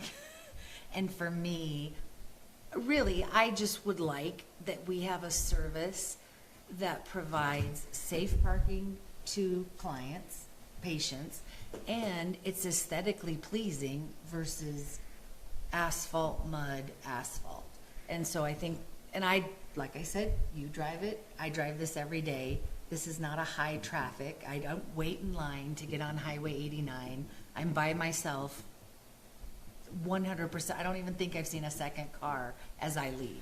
So for me, I just feel like it's something that I just don't, I understand the safety portion, but I don't see that pertaining in this instance. Okay. Thank you. Councilmember Weirda? Yeah. I didn't realize this was going to be this heated. It's not heated. This is fall. Yeah. Where have you been the last 2 years? Come on. Not here. So, just reading over the attachments. Sorry, I'm trying to find them here. So, Craig's assessment from Public Works. There's no utilities. There's no impact on town to-dos going on in that area. As of today, yeah, there is nothing right now. the letter from planning and zoning submitted to us, you know, saying, okay, there's been additional discussion. We would like to recommend to the town council to consider entering into the encroachment agreement. Reading Dr. Linford's narrative, I agree with all of his points. His parking lot's okay in the summertime and atrocious in the wintertime. Yes. So I agree with all of his points of wanting to grow his business and do a good thing. It's to the town's benefit to have thriving businesses and having thriving medical practices. I feel like it's our job as town council to be supportive of people trying to do good things in the town, especially in light of the master plan. That's been discussed over and over again. How do we have thriving businesses, restaurants, on and on and on? So it seems to me that if having a better parking configuration meets that goal, then let's push towards that goal. I understand now from this discussion a little bit more of the safety aspect. It sounds like you've got a plan for some paint, you know, in, out, some, how did you say, some crisscross lines to, Yeah, I to create. yeah, a I mean, I can area do there. whatever the city wants me to do. Yeah, in and that, it seems like, right? I So, had the same idea as Councilman Larson. If you can just say employee parking only and give your employees a 5-second tutorial, Practice backing up. yeah. yeah, it just seems that the safety can be mitigated. I think I don't understand all the aspects of setting a precedent, referring back to like Lincoln County Customs and the Ace Hardware zone. Yeah, the in and outs are fairly dangerous. Yeah, and you know, and on the bank of Star Valley, because that Grays River Road is really busy, and you know, I go to the bank of Star Valley and I pull in and I have to. There's traffic going all over the place, and I'm backing, having to back So out. People back out of the bank That's- into the road, so. Yes. That's exactly the reason why I think it needs to not happen, okay? Because over there, it's the Wild West, and it's all one big driveway, and people don't know where to pull in and pull out. Now, yet, this is a lot different, okay? Smaller scale, not a busy road, Yep. all those things. But are we setting precedent that, yeah, like I said before, other people are coming to us and saying, well, Dr. Linford did it, and now I want to do it, but on a much larger scale. All those other examples, I mean, you'd have to go back, I don't know if and when permission was ever granted. Yep. You know, we have no idea. They probably just paved all of it and then asked for forgiveness later, and no one ever cared, right? But now we're trying to make sure that we're thinking through all these different things, and we're putting things in the land use development code to help beautification. If I could go back and make them redo their parking lot, or if we could encourage them, ACE, to redo their parking lot, I think it would help traffic flow for one, and it would look a lot better. So, you know, that's kind of where I stand. I'm sorry to cut you off. Was No, there no, anything that's else that you had? No. No, that was kind of, I didn't understand. I don't know if we're setting a precedent because it already exists. I don't think anyone. Moving I don't think forward, anyone's ever going to I don't like know any the plan- I future don't- building's ever going to notice that they're like, oh, they can back out of that park. Like, I just don't think anyone's ever going to think twice about it. Like, I think any future development would need a compelling reason to ask for an encroachment, right? If that commercial lot next door decides to do whatever they're going to do, and they say, oh, I want this entire encroachment, wouldn't they have to submit a compelling reason for why? For sure. Yeah, and it can I be mean, voted it would on. have to, obviously, this is one thing that we don't have right here in this scenario is a site plan. If we knew what the plan was for the overall, this is phase one, we're gonna plan to do this here. Phase two, we're gonna build over here, and we wouldn't need phase one anymore. I would love to know that. And maybe that's something that we can work towards. yeah, I mean, and that's something that's I've been trying to do for a couple, 2 or 3 years, but it's the HOA. Like, that's my big hang up. I didn't realize they were the big hangup, but. Yeah, I mean, it's, basically the HOA is telling me, even if the city approves the zoning, if, let's say that I Change zone. change zone, the HOA is basically saying they will not recognize it as a change. Now, is that just the board, or is it the That's forum? the board. I have a letter they sent me, and they said, if you go ahead and do it, legally, we will not recognize this, and it will still be considered two separate lots. Well, then you probably can ask if the HOA would like to vote on it as an HOA. You'd have to be at the annual meeting. Yeah, if you're at the annual meeting, that's when I would present.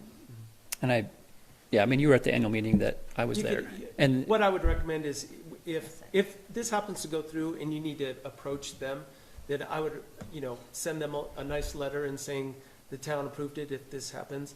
And, I would like to get your blessing to consider a zoning change or whatever. And then, yes, I think that you don't have to worry about the board. You could have it voted on by the entire group at the annual meeting. So I think my concerns are setting precedent and future sidewalks that may or may not ever happen. But, I see your issue, and I think if you're willing to work with town staff and make sure everyone understands, the way that, because the other thing is you have to understand in the winter during a snowstorm, they're going to be putting all their snow right where you're going to want to be parking. So are you prepared to remove all that snow? well, it's just gonna be pushed in the back of the lot. So Yeah. You've always pushed it. No, well now, when Craig comes through with his guys, he's taking the snow that's on the road and putting it here. yeah, and then my snow removal guy will just move it off of that. Okay. And that's what he's already been doing anyway. On the entrance? Yeah, well, yeah, so Erin, my office manager, she's parked right there forever in the dirt. She parks in the dirt. So all that's been pushed out. Okay. Thank you for the commentary and everything. We don't have a motion on the table, but if someone would like to make a motion, we can proceed. I'd like to make a motion to enter into an encroachment agreement with Dr. Kurt Linford. Second? We have a motion, it's been seconded. We've already had a big discussion, but if there's Robust. anything else we would like to add, let's do it now. I have a 25-point plan of adding. Okay. If you No, could- just kidding. You can email it to us. So what your motion did not say is any stipulations or anything in particular. I think that would be something that we can negotiate through this process. We have been adding in, negotiated with Mayor Green and approved. We don't have to do that in this case. I think we can figure that out. But in general, I would like to see some sort of sunset to this agreement. I don't want it to go on forever. So that would be my recommendation. And I don't know if we need to change this necessarily here or when we get to the encroachment agreement, maybe that's the time to discuss that. Motion ought to be to negotiate it, because there's, Yeah. and then come back with approval once we have a final working draft. Approved with the mayor sign. Is that not what this one Mr. Mayor, Yes. I'm sorry. I think I heard Jim, and I believe he's answering my question. We're just looking to approve going into negotiations, not an actual agreement, correct? That's what he suggested. Yeah. Okay. Can we do that in 2 weeks? So it would be on the next agenda. Oh, yeah, yeah. 'Cause it'd be good to get this, I was supposed to get this done in May. And so I understand. just trying to get it done before Yeah. winter. Councilmember Larson, do you have an amendment that you would like to propose? Not necessarily. We're just going into, want to do negotiations and then revisit this. Sounds like time is of the essence for our September 2nd meeting. I'm fine with that. Well, what will come back to the table? If we're just negotiating an agreement, what would be, We're what gonna- are the points that would be coming back differently? Well, I see you marked it up, but I guess I'm saying, A sunset clause for one. There's a sunset clause, there's, I mean, wouldn't the sunset clause, isn't this revocable anyways? Like, do we have to have a not the time? way it's written. No. But the town can revoke it. Well, But- you're entering into agreement here, and because the way it's written, it's not really revocable, it becomes a permanent, kind of like an easement. Yeah. So we're giving him basically property to the town. Yeah.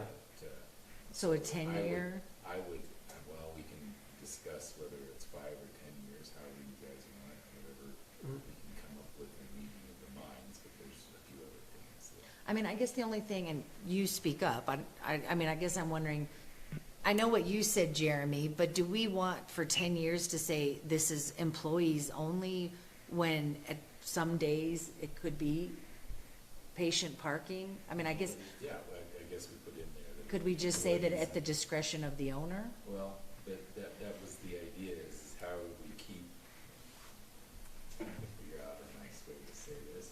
How do we keep, I think his employees would be more cautious about how they enter and exit the parking lot versus, Patience.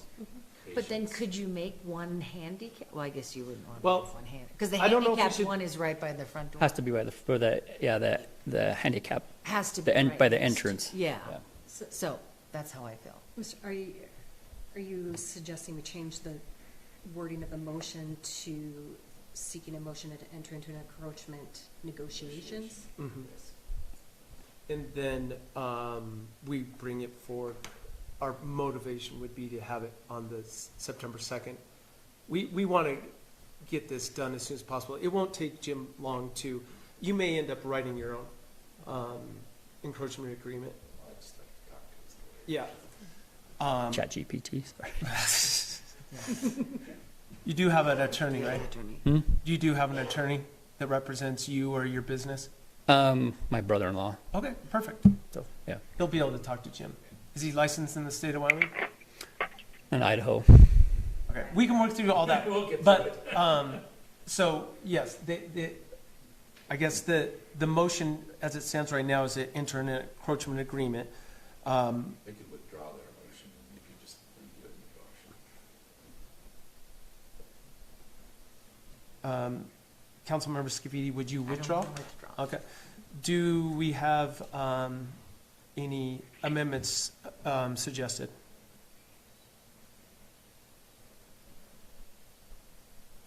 I don't know this part of the process well enough. What I would say is if you feel that it's important to just like start this process by entering into a negotiation, that you could easily say, I would make a motion to amend, I would like to make a motion to amend the motion to read blah, blah, blah, negotiation agreement. Yeah. I guess I don't understand in saying we're entering into an encroachment agreement. Isn't that what we're doing then, is working through this agreement process? I guess I don't understand the nuance or the difference. Basically, I mean, Jim, if we just flat out say we're entering into an encroachment agreement, does that mean that we still have an opportunity to write the agreement and then bring it forward? Or how important is the actual negotiation? Well, I see some things that need to be cleaned up, I guess, and I don't want you guys to be bound to do it until you have a final copy that's acceptable. Yeah. Yeah, I mean, disregard what I sent. Like, I was just like a sample, So- right? I'm I just, mean, the town should be providing, I would assume, the agreement? No, he Okay. brings us the agreement. Let me ask you. I don't know, it's this cart before the horse of like, I look at us as the landlord, so I've never had an agreement where the tenant brings me the agreement, and I know nothing, Jim, legally. and I think, I mean, this is Very super clear here. common. I mean, I think this is super common in everywhere. I mean, encroachment I agreements guess are. I don't understand, like, if, Let me ask you another question, Jim. Robert's Rules of Order. Yes. Can the chairman bring forward an amendment? I don't know that. Okay. That's something that I don't know as far as that goes. So I guess you can vote on the motion on the table and then come back, somebody do a new motion. And we'll work our way through it. Okay. We don't have a motion? we have a Um, motion to enter into an. Do we encroachment have an amendment to the said motion?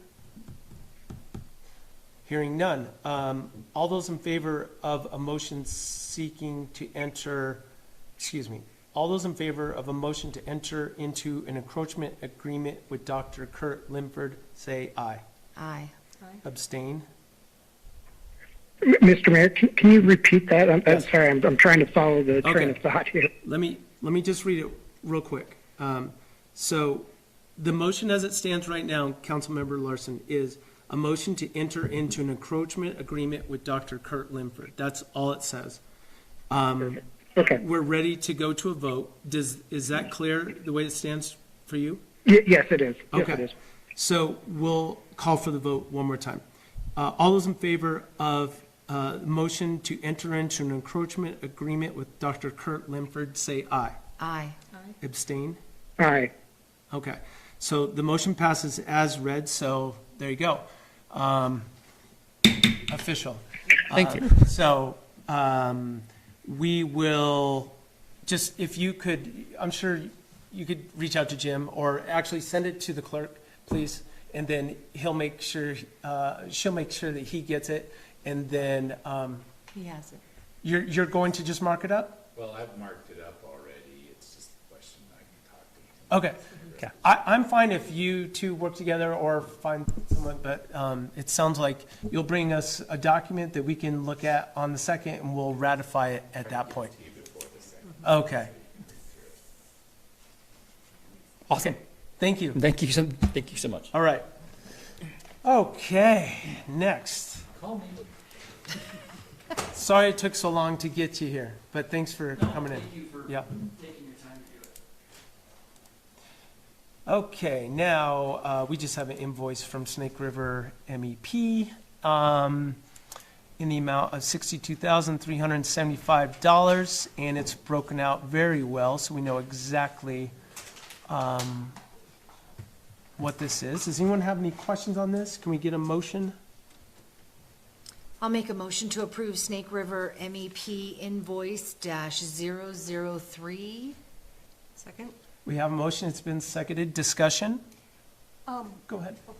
She just went back there for some reason. Just, I asked this question at the last town council meeting, I just want to remember correctly. So these additional bills that are being brought forward at each of the town council meetings are an addition to the approved budget? They're an adjustment to? We have the person here that can answer that question, and Kevin from Jorgensen is here and will answer this.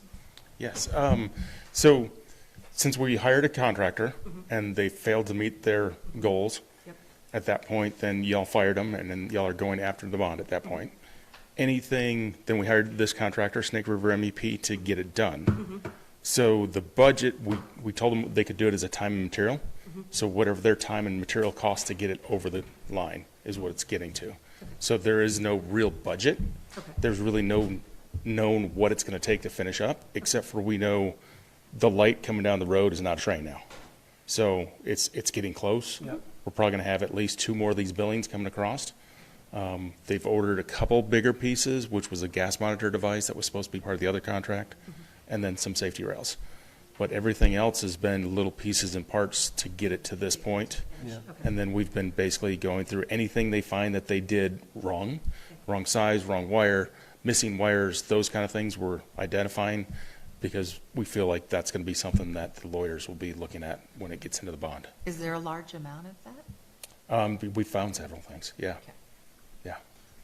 So, to put a bow on it, basically, town council has decided we need to get this project over the finish line. And the only way to do it is to hire Snake River MEP and then basically go after damages that are owed to us through the contract in the form of, well, just damages that are laid out specifically, but also we could go after their bond. And it would pay for any damages that come in. So, yeah, and this technically needs to come out of the sewer budget.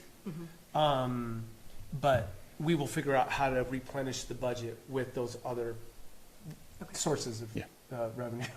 Or, so we'll be adjusting the budget on this definitely next spring. Okay. Yeah, Yeah. yeah, basically the budget will balloon up because you're having to pay for these. Mm-hmm. Hopefully the bond and everything comes back through. To That will offset. backfill it into it, and then, yeah, all the times back and forth, and, yeah. Yep. Does that answer your question? Yes, thank you. Okay. Okay.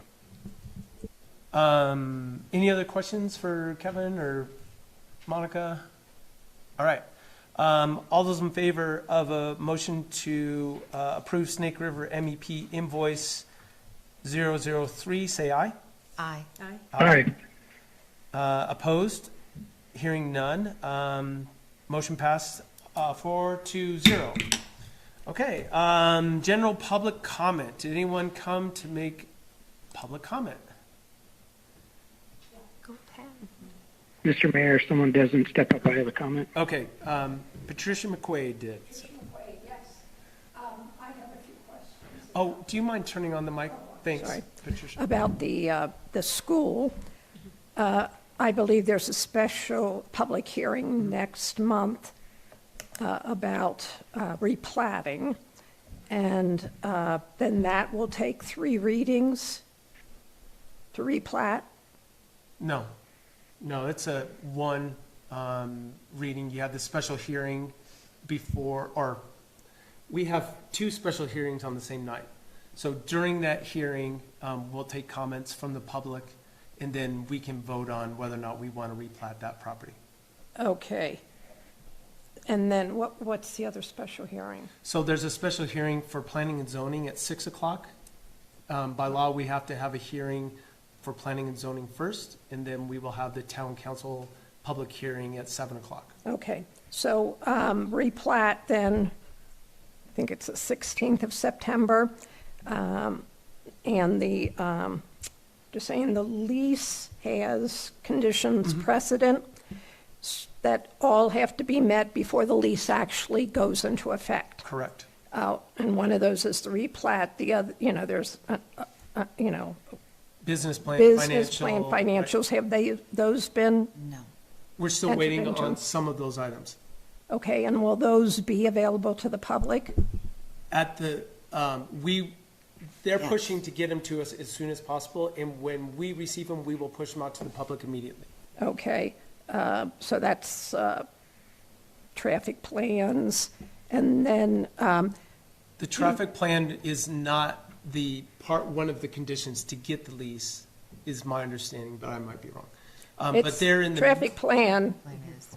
says it will work with Alpine I think on they're- traffic and safety. They're in the middle of the barriers. traffic plan right now, so they must be pushing forward if that's The what. Okay. traffic plan wasn't called out specifically in the documents we had. However, the traffic plan is being required by the town of Alpine through the special use permitting process. Okay, well, I see it So it here in the was- lease. Yeah. Traffic and Yeah, so safety. traffic, but didn't specifically say as traffic study. We're making sure they're doing that for you. Okay. Yep.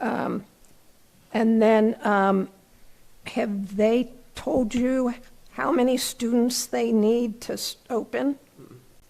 That'll be part of the business financial plan is what I'm hoping to see, depending on enrollment numbers, because that's one of my questions. So, yeah, so I We have no mean, numbers. before they, and then like water and sewer, so the water and sewer hookups have to be done before, The lease? No, no? they have to pay all appropriate fees to get a building permit. But the lease has to be done first before they start breaking ground. Correct. But then I thought we had discussed that the lease wouldn't start until they were set next spring, but they're setting early? No, they're trying to set them this fall, and they're gonna run all the utilities and everything this fall. That's And why when they're- will the water and sewer hookups be done? This fall. And to start breaking ground, they're gonna have to come and get a building permit. And they have to go to planning and zoning, they have to go to the DRC, they have to have all those approvals in place before they get a But they building. don't actually have to do this water and sewer hookup. They won't do that until they get a building permit. Okay. Maybe I don't understand your question. Okay, well, I'm just wondering, at what point are they putting those trailers on the property and, not know that they have enough students to open a school next year? So hopefully I can put this timeline together for you. So they have to do, it has to be replatted. We have to approve them through the special use permit, and then they have to apply for their building permit, and then they're going to go through planning and zoning, the DRC, and then at that point, they can get their building permit. So really, the onus isn't on the town of Alpine to know how many students they have. We don't know that yet. They are not required to give us the enrollment study. It's not a part of the lease. So they could put those trailers on and then come to find out they don't have enough students to open a school. That's their risk. It's not a risk to the town of Alpine. It's not a risk to the town of Alpine to have those on our property and them not being able to open a school? If they're vacant, they will be removed from the town of Alpine property. If they enter into the lease and they don't have a single student show up, enroll, then there will be a provision in the lease that says they have to remove those buildings. In a certain time frame? Correct. Okay. Okay. So I do have one question since Dan is still here. If we're doing a special use permit, and this is where I'm gonna go home and read this a little closer, do we have to replat? I guess I'm concerned with the replatting. The way it looks is not, I mean, it's 4 acres, 1 acre. I'm just trying to figure out. Two different things. So Okay. the replat is for Can the you property. come up here and answer? Okay. that? Thanks, Dan. Thanks, sir. Sorry, council. The replat is for the property, okay? Is it needed? It's needed it in the is- sense that we need to, in the lease, give them a legal description of what it is. Okay. So, Because right now it's a big piece of property, and they're gonna define it into a smaller piece of property with a cul-de-sac that gets moved in and an egress and an exit. Because my concern is why we weren't doing, why wouldn't we do like 1 acre pieces? And then your legal description of your lease would be, it's these 4 1 acre parcels. Because down the road, I feel like it's gonna have to be replatted again. Well, you have parking, Okay. you have, which is a sizable piece. Yeah. You have the schools, which is another piece, and then you have the playground, which is another piece. All of those encompasses into that. But the special use is only there for, and read me if I'm wrong, but there is a provision in the land use development code that says if you bring in a used piece, any building has to sit on a concrete foundation. Well, these don't. I know. They basically sit. So that's where the special use comes in. If they don't get all of this stuff done before November 1st, there's no sewer and water happening. Yeah. So the well, onus they're not really. gonna be able to dig. Well, and I it's think what really- we're setting ourselves up back to a We're precedent not setting of ourselves safety. up for anything. Well, but we are, because we are saying that this special use permit is going against what we believe on the land use. So again, we're setting precedent on different Well, dynamics, I think. And that's your. It's a, No, it's a, and that's it's a fine. small, Yeah, it's a absolutely. small piece. That's a small piece. The whole sewer and water system will have to be in place before they even get to putting the buildings on. So they have to bring a huge set of drawings that everybody's gonna get to review. Everybody's gonna get to look at the site plan, find out where the sewer's going, how it's running, what the gallons per minute ratio is. The site plan's gonna show where the It's snow's go- gonna go and all that Exactly. stuff. And we did bring up the last time they were there that, depending upon the grade, there might need to be some type of deep swale where they can put the water, because the grade, I don't believe that the water should come over the little drop off. It should be maintained on the property. So there needs to be some type of settlement area where the snow can go and the water can get delivered. You mean where it drops down into the Maybe horseshoe like field? Yeah, like a You know, storm Yes, dish or something. storm dish, Yeah. exactly. Okay. So I think that in our end on planning and zoning, we're going to require for that set, it needs to be a full legal set of civil drawings, so we can see the grade, we can see how the entrances are, you know, what the traffic study is. There's a lot of stuff we're going to get to look at. Yeah. And Did you express that to him? Sorry to interrupt. At the meeting, did you Yeah. express that to him? yeah, I mean, Because the traffic is going to be the I hardest think they're component. waiting to get that full until they get the special use permit. correct. Right. But I think that if you get the special, you know, if you're going to go through the special use permit, they're going to have to get that before they even get the civil set done. Yeah. So there are so many hoops that they have to go through, especially the business plan. I don't think it's going to happen. In my expertise, it's like September 1. We got 2 more months. There's no way. We only have 2 more planning and zonings, or 2 more months. And then there's no sewer hookup, no more water. It's done until next year.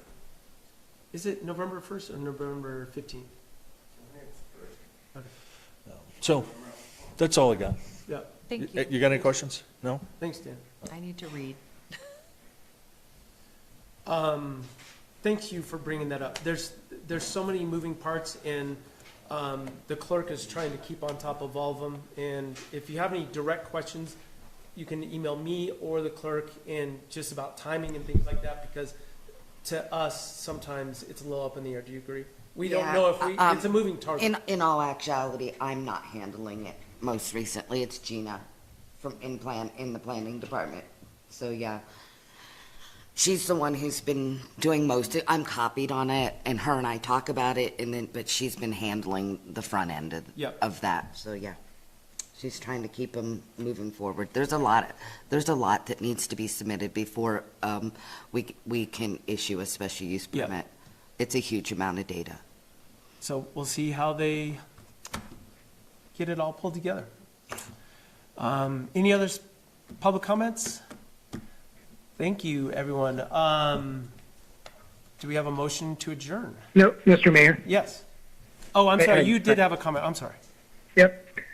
Just real quick, on behalf of public emergencies, Lincoln County has issued a fire ban in effect today, 8/19/2025. This is in effect until further notice. We are on stage 1 fire restrictions. This means no fireworks, no open fires, no controlled burns. Exemptions are only campfires at residences or campsites within a stone or metal fire ring centered within a minimum of 15 feet clearance. Trash burn between 6 p.m. and 8 a.m. with containers equipped with spark arresters with 15 feet of clearance. Charcoal fires within enclosed grills. Use of cutting torches, welding grinders within 15 feet clearance. Portable stoves, lanterns, enclosed stoves with 15 feet clearance. Be safe out there. Thanks, Council Member Larson. Appreciate that. Do we have a motion to adjourn? I make a motion to adjourn. Do we have a second? Second. We have a motion. Aye. It's been seconded. All those in favor? Aye. Aye. All right, thank you.